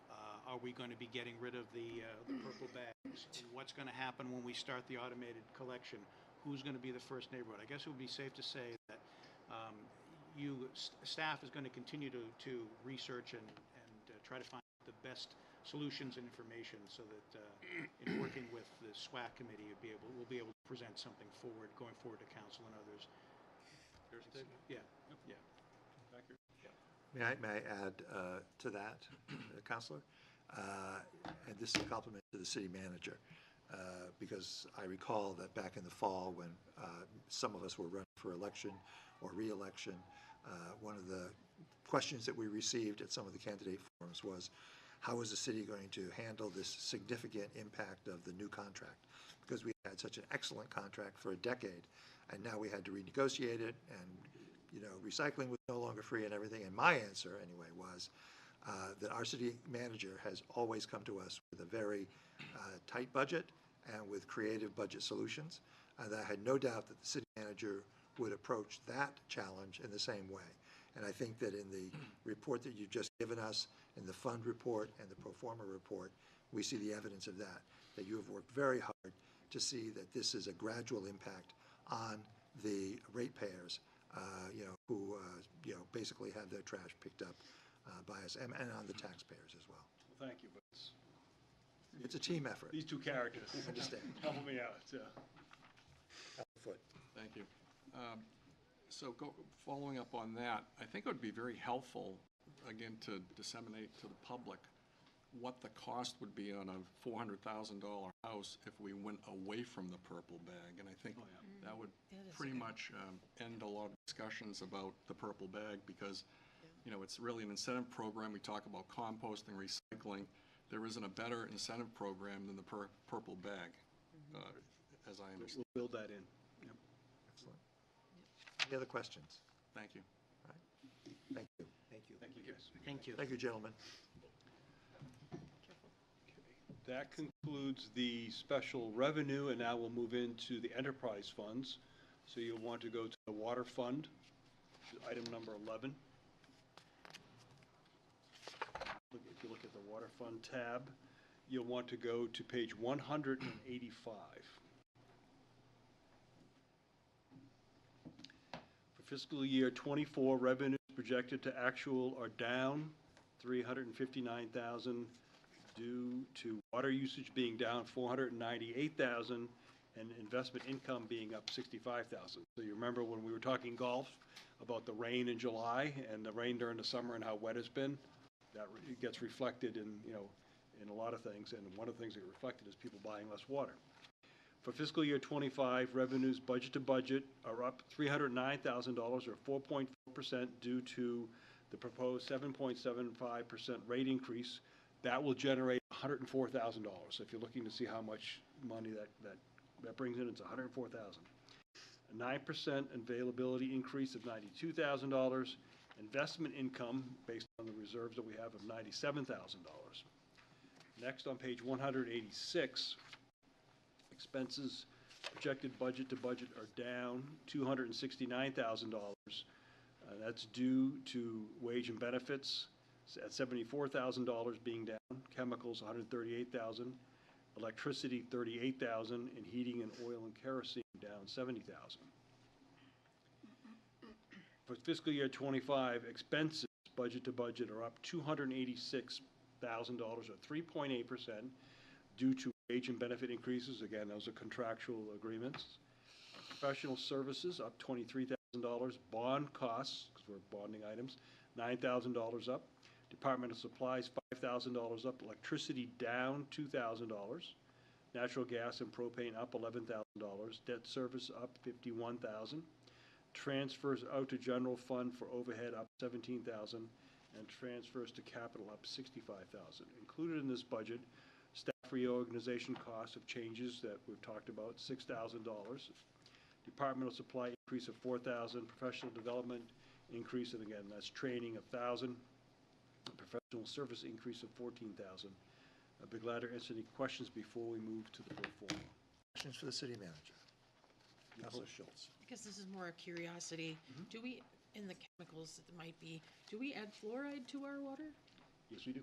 Because I know some places maybe. Good to know, thank you. Yes, you're welcome. Any other questions?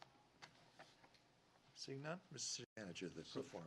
So looking at the pro forma, which is the attachment, as you can see, second attachment, water pro forma. The fiscal year '24 estimate projected a net loss of $612,000.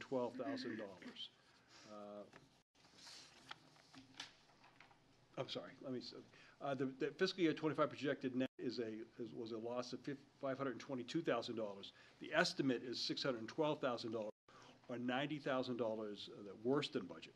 This provides for an ending working capital of $2.5 million. Again, that's the lack of sales because it's rained so much. For fiscal year '25, request calls for a 7.75% water rate increase and provides for a loss, if you do that, of $499,000. This results in an ending working capital of $2 million. As we go across to the out years, Performa is calling for rate increases of 7.75% each year, and debt service costs for capital is a large driver of these rate increases. The ending working capital for fiscal year 30, the last year on the last column, is consistent with the net working capital goal. The last attachment, so if you go to the water fund and the item marked fiscal year 25 water rate comparisons, the last attachment is the water rate comparisons to other communities. These are the communities that the council has asked us to compare ourselves over the years. Both the blue and the orange bar for Concord, way on the right-hand side, makes us the third lowest rate compared to these communities. The orange bar includes the rate increase, if you decide to go with that. For the average property owner using 800 cubic feet of water, the water portion of their bill will increase by $2 a month. Be glad to answer questions. Question to the city manager. Councilor Brown. Yes, you said the rate, it will increase $2 a month, is that For the average home, for the average home? Okay, based on what they average. what we see them using, All right, yes. thank you. You're welcome. Okay. Any other questions? Councilor Todd. Thank you, Your Honor. Mr. Manager, if we were to defer any of these rate increases, what kind of an impact would that have on the revenues? Well, of course, you look at it year to year when you do it, and so if you look at, let's go back to the, if you want to go back to the water pro forma itself, you can see the way this is laid out, the additional revenue from the increases, you wouldn't be getting those revenues, obviously. So that impacts the bottom line of what you're targeting working capital is. Now, if you have a very dry summer, like remember 3 years we had a drought, sales go through the roof, your expenses go up, also water revenues go up, and you might be okay. But based on what we're seeing, what's going on, we don't want to over-project what the revenues are going to be, so you could lose your targeting working capital position.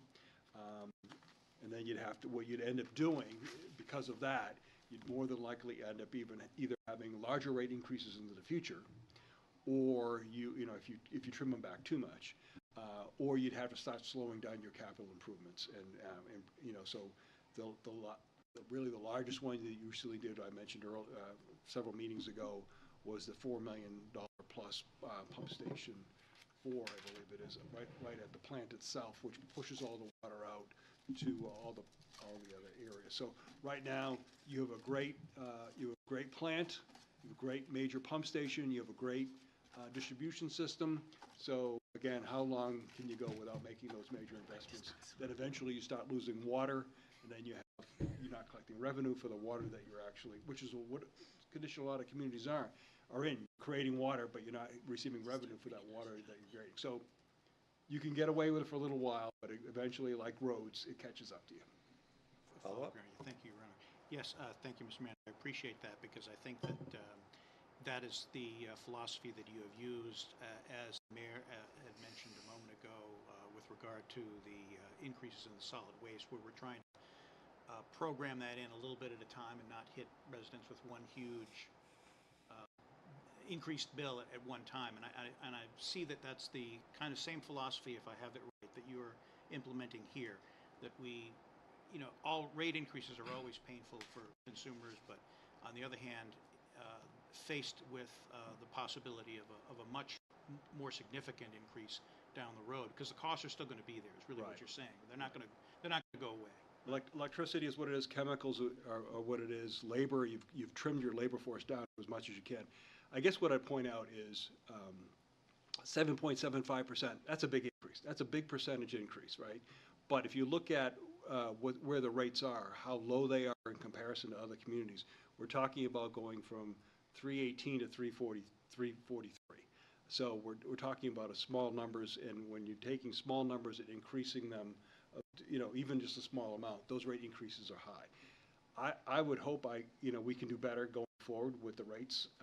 But where remember, we're working backwards from where you want the target to be based on what we think the revenues and expenses are going to be. If you work that backwards, those are the rates you end up with. Now, if things happen that are better, if the sales are better, I'll give you an example. This, when I talked to Marco Philippon, the water superintendent, we generally, pump a lot of water out of the Kentucky River into Pennacook Lake, and there's a cost related to that for running that major pump station is there. We didn't have to pump any, to show you how much less water we use, we did not have to pump any water out of that river into that lake this past year at all. And as I drive by there on a regular basis, that lake is right up to Little Pond Road. It's right up to the top, which is a great sight to see. Now, it's going to impact the cart paths at the golf course, right? But, but it's one of those things where, we're saving where we can with expenses. But, again, because it's so wet, you're not making the sales, you're not making the revenues, but then also you're not using the chemicals and you're not pumping the water. So I'm not overly excited. I think we can properly manage this and make sure it works for the customers going forward. So. One more quick final up. Yeah, thank you. I know you've mentioned this to us in previous years, but could you remind us, why is it that Manchester's rate is so low? It's really the volume, remember, and of course they're really now a regional water system. So they've got Massabesic, and they can pump that water out to all those other communities and make a lot of money off that. We're relatively a small system, but we get better water. So you're paying for quality. So if we have one of the highest rated lakes in the entire state as far as quality goes because of the way, as we mentioned, conservation property. We save the areas around there. We make sure it's used properly, and the water's treated well. So it's quality versus quantity. Thank you. Could you believe I'm always tickled by your pride in our quality of our water? Any other questions for the city manager? I have one. Councilor Foot. Thank you, sir. Is there a relationship for algae blooms when we pump it out of the river versus not? Yes. So actually, if he's here,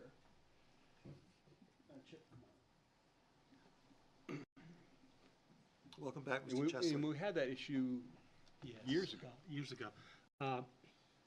When we do pump water out of the river, we are adding nutrients into the lake at a higher level, which may generate algae blooms. And from the customer standpoint, that's received as a taste and odor complaint. In the budget, you'll see that on a regular basis on our filters, we have put a layer of activated carbon, very similar to the activated carbon that you may put on your kitchen filter, so to speak. And that removes the taste and odor issues, which is a nuisance issue to our customers. It's not a health issue to our customers.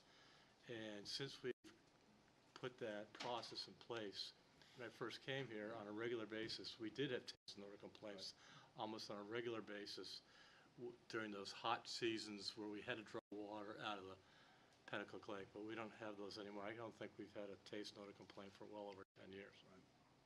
Thank you. Thank you, Mr. Chesley.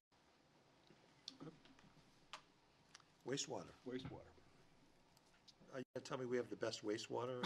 We have the best tasting. So for item number, for the wastewater, item number 12.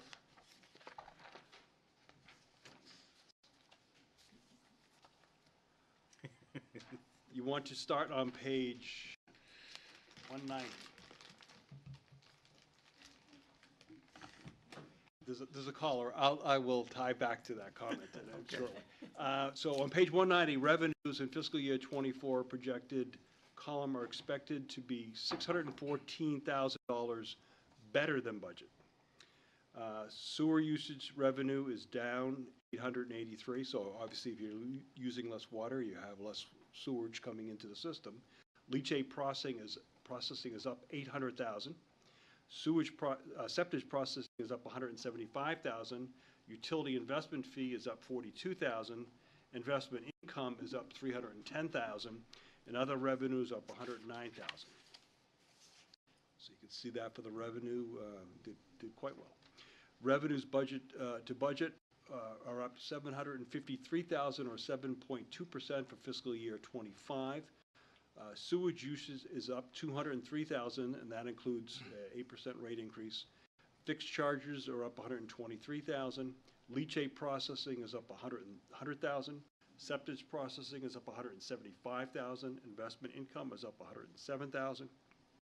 Other revenue is up $60,000, and share of debt service is down $12,000, and that's money from the state of New Hampshire. Expenses, on the next page, on page 191, for fiscal year '24, expenses projected to budget are up $362,000 due to professional services up $680,000, and that's for the installation of the rental emergency bypass pumping equipment at the Hall Street wastewater treatment plant. Remember when we had to do the improvement for the screw pump? Wage and benefit costs are down $121,000. Chemicals are down $108,000. Electricity's down $100,000. For fiscal year '25, so that was fiscal year '24, fiscal year '25 expenses budget are up $1.1 million or 10.7%. So we have wage and benefit increases up $93,000, again, contracts. Professional services is $494,000 increase, so that is for the off-site sludge disposal. Sludge that's created at the plant has to be taken off-site. That has a cost of $494,000. The more sludge you create, the more has to be removed. Natural gas is up $35,000. Property and liability insurance is up $13,000. Solid waste disposal is up $19,000. Debt service is up $301,000 because these are the capital improvements that we've made. The transfer to the general fund is up $106,000. The transfer to capital projects is down $5,000 combined. It also included several program change requests that I'm recommending in the budget. The sludge, I mentioned the sludge disposal increase of $408,000. A reorganization of staffing is $12,000. We need to replace the caustic tank. That's $10,000. We're now required to do PFAS sampling. So as you can picture, it's working with EPA for that. That is a cost of $40,000. That is just something we have to absorb. Process flow meter replacement of $18,000. The aptly named Muffin Monster rebuild, $12,000. The underground storage leak detection equipment of $20,000. We have exterior door replacements of $12,000. And we also, because of new requirements and aging of equipment, we have certified laboratory analysis work for $37,000. And I'd be glad to answer any questions before we move to pro forma, or do you want me to just do that first? Go right through the pro forma. And then we can do everything at once.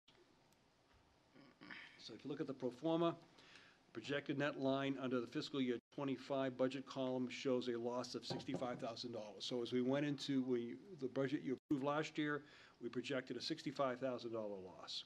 The projected net for fiscal year '24 is actually a $188,000 gain, or $253,000 better than budget. The results in an ending working capital of $6.8 million. Again, you were trying to position the fund knowing that you had major capital expenses coming up to make sure it was very healthy going in. And $6.8 million is a very healthy budget or reserve. For fiscal year '25 request column, the projected net is a loss of $444,000 and includes the proposed wastewater rate increase of 8%, and it results in ending working capital of $6.4 million. If we follow the pro forma out to the out years, the rate increases, you can see, are higher as we go forward. But again, that's a year to year. You take that year to year. Under the capital line, you'll see substantial capital projects proposed for fiscal year '25 and in the out years, which greatly increases the debt service costs and rate increase. That's really what's driving the need for any type of rate increases. The ending working capital of $2.6 million in fiscal year '30, so if you go all the way to the end on the right-hand side, is less than the $3.8 million target. However, we want to maintain the working capital levels to help mitigate rate increases in the future. So again, you could easily increase rates higher than what I'm recommending to hit your targets, but there's only a limit of how far you really should go. So I'm recommending less rate increases than what your target is for fiscal year '30. Glad to answer any questions on the pro forma, but before I do that, why don't we go to the last tab, which is the fiscal year 25 sewer rate. Last attachment is the graph of rate comparisons to other communities, again, the ones you've asked us to compare ourselves to. The city's wastewater rate is the 4th lowest of the comparison communities. The orange bar includes the rate increase, and for the average property owner, using, again, the same 800 cubic feet of water, the wastewater portion of their bill will increase by $3.36 per month. And I'd be glad to answer. And the last thing I wanted to add was, one of the capital improvements that you're still paying the debt on is, remember, one of the major goal of this fund was make sure the plant doesn't stink anymore, and make sure that when people are coming and going up on 93, they can't smell the plant the first thing and know that they're in Concord. Well, that problem you've solved that problem, and has solved it for many years. So we're in a very good position. But and of course, there's people who live in the South End too. They enjoy it very much. So this is very important to the South End folks. Glad to answer any questions. Councilor Keach. Thank you, Your Honor. Mr. Manager, so, correct me if I'm wrong when I ask this question, but the Pennacook Station is at like 25% capacity. Hall Street is roughly 50%. Let me bring Dan up here, Dan Driscoll, our great superintendent there. But I'm thinking Hall Street is at 40, and Pennacook is much higher. So Pennacook was redesigned a number of years ago. Its capacity was actually lowered. It's currently running at approximately 70%, over 60% capacity. Okay, so based on those figures, my question is, as this further development and usage goes up, those fixed costs remain the same, capacity exists, so as usage goes up, revenue should go up, and costs should stay relatively flat? Is that a fair statement? As usage goes, there's fixed cost and there's variable cost. And your variable cost that are directly related to usage are electricity, chemicals, and solids disposal. And solids disposal, as Tom talked about earlier, is a significant cost. So that will go up. Fixed costs, like having Dan, will remain relatively flat. And the other cost that can vary somewhat is the necessary expenditures. We talked earlier about this, previously about this, the necessary investments you need to make into the asset as it depreciates. So if I could, essentially the point that Councilor is making is an excellent point, which is when the plant was built, it was dramatically overbuilt to what Concord's needs were, but it built in anticipation of future growth. So if you can imagine, we're at 40%. We've been at 40% for since I've been here at least decades. So so if we were closer to 67 or 60 or 70% at that plant, we'd be in a much better situation in terms of revenues coming in, because but there are expenses, there's chemicals, there's electricity and whatnot. But that's really a good solution for the future. We can handle the increased residential development that's projected for the community and the increased commercial development that's projected for the community. We are not going to have to make major improvements to the plant to handle that additional capacity. You just need to keep the plant in a good operating situation based on how it was originally built. Other questions? Councilor Todd. Thank you. Yes, a follow-up to Councilor Keach's excellent question that with the Pennacook facility being at, you said, I think 60 or 70%? Approximately 60. Any thoughts or concerns there? Are we comfortable with that amount? Has it risen significantly recently, or has it always been kind of sort of about there? It's been about there for the last 10 to 15 years. Okay. It hasn't really fluctuated very much. It's mostly residential up there, not much development. So it's been pretty steady. Your commercial development in Pennacook doesn't generate a lot of flow. Right. Follow-up. If we were to see some additional residential development there, though, because there are some projects that are proposed for the area. We don't know if those are going to happen yet or not, but if they do, would that possibly have a significant impact? Or I think as those projects come forward, we need to look at how much wastewater we want to send to Pennacook, and then how much wastewater we want to send to Hull Street. So it's Right. We've been looking where those points are about where the activity could take place as far as growth and where the best place to send that. Good. Thank you. Okay, any other questions? Councilor Keach. Just a comment, Councilor Todd. Ever since the buggy barn closed in Pennacook, the usage has gone way down. There's not many in the room that remember that place. Councilor Foot. I have a question. Thank you, Your Honor. I have a question I think that only the director and the superintendent can appreciate. So, Is this an sludge. engineering question, Counselor? Excuse me? Is this an engineering question? No, well. Doesn't look maybe like it's a perhaps. question, it's a comment.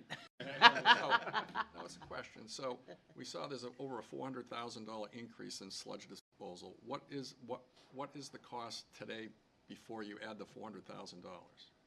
And then my second question I'll ask is it at any point are you thinking about incineration instead of just disposal in fields?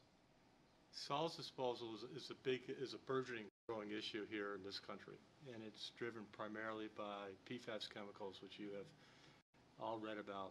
And if you think about wastewater treatment plants, we don't generate PFAS chemicals, we merely aggregate PFAS chemicals from our collection system. And so I think in the future, some point in time, there will be a regional processing facility for solids, but we haven't seen that yet in New England. There is discussion that we will need it. Currently, we do ship all of our solids, sludge, to Canada, where it's composted and used principally in non-agricultural practices. And I'm going to have to ask Dan, what is the total cost per year? Because every time I say this number, I shudder. It's approximately $1 million currently per year, annually. And it'll go up 400 and some odd thousand this year. We had looked at the ship it, was it New Jersey? I thought, where were we? Oh, yeah, We had looked at shipping it down south and to an incinerator, because you have to, it burns the PFAS, to burn the PFAS off, it has to be over 2,000 degrees. Yeah, It has to be very, there's only so many plants, and they're outside of really New England that can do that. So what Chip was talking about is, will someday there be a facility built somewhere in New England or two that would actually, and probably, I'm sure, whatever state says, oh, we'll take that, is going to have to be upfront, and, and everybody would converge on that and take their materials there instead of shipping them as far as we have to ship them now. But I'm sure there's great money to be made in it, but there's great hazard potential too, depending on how well it's done. Thank you. I hope you appreciated my question. I did. I feel enlightened. Councilor Brown? No, I'm sorry, I saw your finger. Anything else? Any others? Thank you. Gentlemen, thank you. Thank you. I believe that brings us to the end of your presentation, Mr. City Manager. That is correct, Mr. Mayor. All right, then as soon as you're cleared, move what out I of the will way. do is, no, I'll go right into the public hearing as soon as you're cleared. Thank you. Excuse me.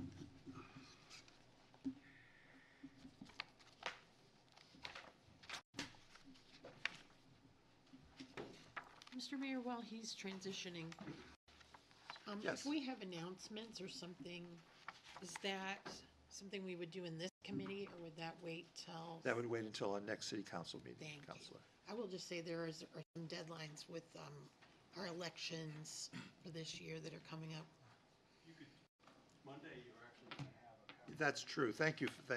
And I was going to go through that. Oh, Maybe I will go through that right now, prior to the public hearing. I wanted to remind city councilors that we are convening again as the Finance Committee, which is what we are now, as a committee of the whole, on Monday, June 3rd at 5:30 p.m. in these chambers. We will hold a work session on the budget at that time. And then we will adjourn the Finance Committee meeting, and we will reconvene as the City Council to hold a public hearing and to vote on take a final vote on the budget. So that is Monday, June 3rd, 5:30 p.m. I'll now open the public hearing for anyone who wants to testify on what we've just heard, the special revenue funds and the enterprise fund. Mr. Schweiker.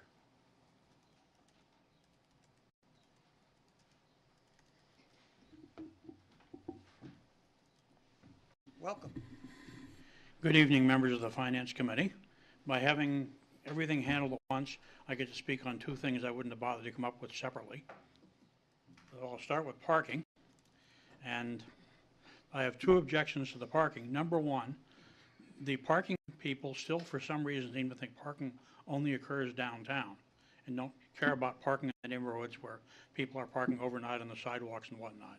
None of the service indicators talk about parking enforcement in the neighborhoods. We need to get into that. We need to do more of it. I mean, one thing I'd like to suggest is you have parking people go around, say, 10 o'clock Friday night and record vehicles that are parked on the street, and then go around at 1 a.m. Monday morning to see which of those vehicles have been parked for over 48 hours.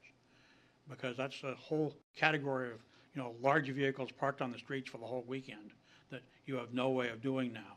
But that would be something to do. I'd like to suggest that you have a rotating system whereby there is no hour of the week that is immune from parking enforcement. That's not to say you need people 168 hours every week, but 3 a.m. on a Tuesday, sometime during the course of a month or 2 months, some parking person is going to go around then and catch people that are doing that. And I think you'd find some amazing revenue if you did more parking enforcement in the neighborhoods, and if you had a service indicator to indicate parking enforcement in the neighborhoods. That would encourage you to do more of it. The second thing is you may or may not have discovered, 10% of the parking fund comes from property taxes. It's laundered through the TIF district, so you don't see it. If you weren't taking that money out of the TIF district, that property tax that goes to the TIF district could instead be used to pay for police and fire and schools and whatever. And I feel it's entirely inappropriate. We need to quit doing it. And as an example, one other thing that is, really grating to me is there are at least a couple of people here who were on the parking committee a decade ago. And at that time, when there was parking consultant, and everyone agreed that parking fees should be higher on Main Street than elsewhere because that was a more desirable location. So the parking fees on Main Street were supposed to be $1.50. And then, we're going to do, redoing Main Street. You can't hit the people up with that increase, we're redoing Main Street. So they didn't do it. And then after that, we have COVID. Main Street's suffering, we can't do it. And now still we cannot hit those people up on Main Street for their more valuable parking spaces for a higher amount. So I think this idea of freezing the parking rates is ridiculous. I think we need to implement, if we take what used to be $1.50 10 years ago, it maybe should be $2 on Main Street now, give them a higher parking rate, because based on the tickets issued, half of the people that park downtown are not residents of Concord. They come from surrounding communities. Concord is the second poorest community in Merrimack County, so we're letting all these rich people come in and subsidizing their parking with property taxes, and that shouldn't be happening. We need to increase the parking rate on Main Street this year, and we need to, by next year, take away that subsidy from the TIF district by increasing property and parking rates. Okay, item number 2. Mr. Keats is incorrect. You do not have to allow recreational use of your land if it's in current use. You can get an additional 20% reduction in your taxes if you allow recreational use, but that's not required. There was a famous court case. There's a game park in Croydon that some of you may have heard of. Oh, yes. They filed for, current use on it, and they said, no, you don't allow public use. We don't have to. We're not applying for the extra 20%. We're only applying for keeping it open. And in fact, you will discover that there are lands that are purchased by public land trusts that are not open to the public. Often farmland that, the land trust owns it, but they don't want people wandering around the fields. So just because it's owned by a land trust or in current use does not prove that it's open to the public. Now we have the golf course. Well, I wasn't going to talk about it, but since I have to talk everything at once, I'm not quite sure why you're spending $1 million to redo the parking lot before you even know where the clubhouse is going to be. What if they move the clubhouse and the parking lot's built in the wrong place? The other thing is, if they were to rebuild the clubhouse, there's a lot of construction equipment going to be moving around. They're going to be driving that construction equipment over this brand new parking lot that you've just built in the golf course. And I've been to the golf course. That parking lot is in terrible shape. It probably needs to be fixed, but it doesn't need to be fixed until you figure out what you're gonna do about the clubhouse. And, of course, my idea is fix that hole in the sheetrock and improve the restrooms and keep the clubhouse for another 20 years, but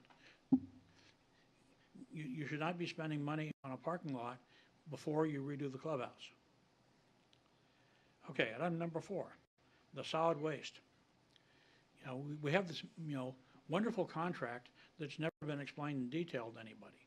Like, I have a question, is if more units in the city are built, do we have to pay a higher collection fee to the outfit that's collecting the trash? Or if we were to double the number of units in the city, do they still get the same collection fee and only make more if there's more trash?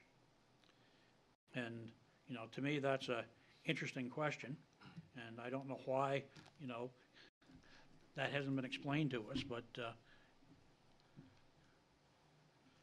and I'd also like to know whether we are gonna actually start sending stuff to the incinerator in July, because I have a bag of really awful stuff that I would rather send to the incinerator and have it burn it up than have it in a landfill for the next 100 years. So if I only have to wait a month, I'll keep that around and wait until it goes to the incinerator. Okay, that's number 3. Number 4. No, sorry, that's number 4 already. It's 5. Yeah. So we're up to 5. Okay, 5 is water. Hoping we listen. I guess I've lived in this city longer than some people. I think the water quality here is terrible. It used to be much better. Right now, it's all full of these chemicals. All your fixtures turn brown. It used to be that didn't happen. And yes, I'm not going to say that isn't necessary for all the pipes and stuff we have and all the waste we have, but, you know, that's the disadvantage of living in a growing city, is you have to have all this goop in your water. And as far as the water rates, the city manager carefully, you know, tries to compare average rates. He still doesn't get into what is the rate for low users. I think we have one of the highest rates in the state for people that use a minimum amount of water, because we have that whopping availability charge. And if we wind up selling water to Bow, the industries in Bow are going to be paying less than half as much per gallon for water as what I have to pay, because that availability charge is more than half of my water bill. We need to think about, let's change the rates so that the people that actually use the water and are wearing out the water things and requiring replacement get to pay for them, instead of just, you know, say, well, we need a pump station. Well, sure we do. But if the pump station wears out, it probably wore out because of water being pumped through it. It probably didn't wear out due to just sitting there. So those expenses should be paid for by the, you know, water use rate and not out of the availability rate. And my other gripe is with the interest rate we charge on water bills, that the city can borrow money at, say, 4%. Why are we charging like 20% annual percentage rate on over water bills? That's just outrageous. You know, you're taking the folks that are the poorest because they can't afford their water bill and socking them with what you'd call usury, I think, in the old days.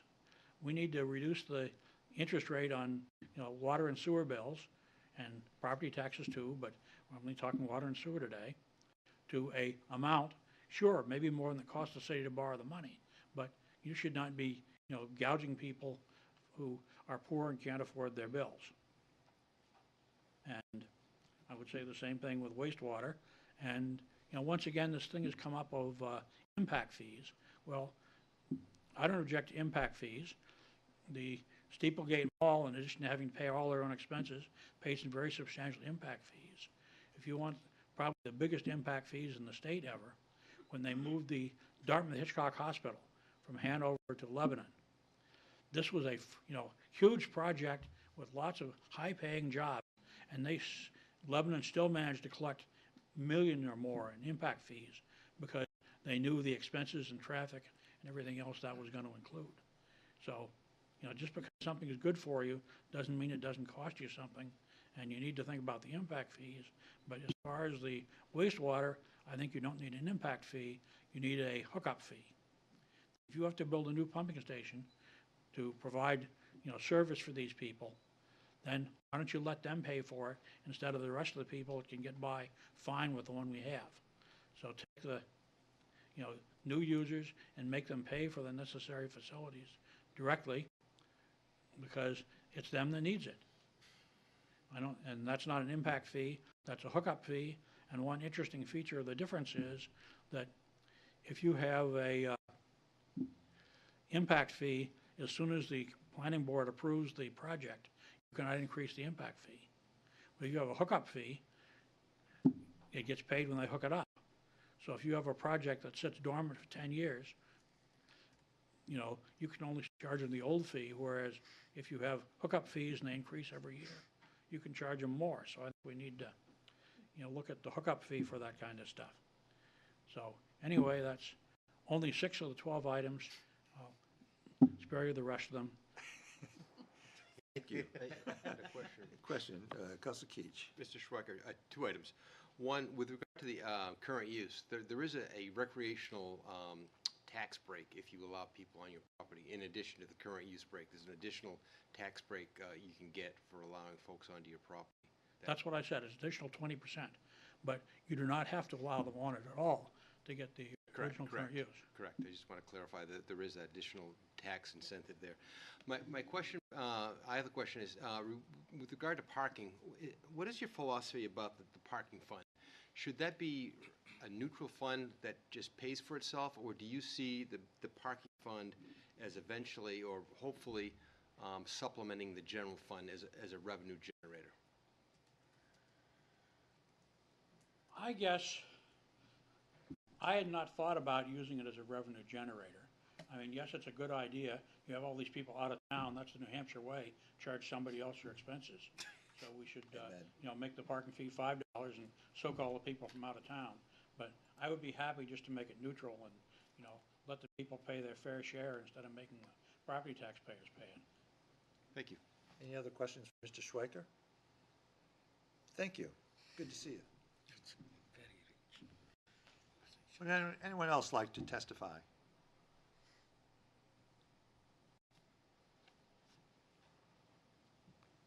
Going once, going twice? Hearing none, I will declare the public hearing adjourned. And knowing that we have, huh? Yeah, I'm going to take a motion to close the hearing. Yeah. I'll entertain a motion. Motion to adjourn. Moved and seconded. All those in favor, please signify by saying aye. Aye. Opposed, no. The hearing is adjourned. Thank you.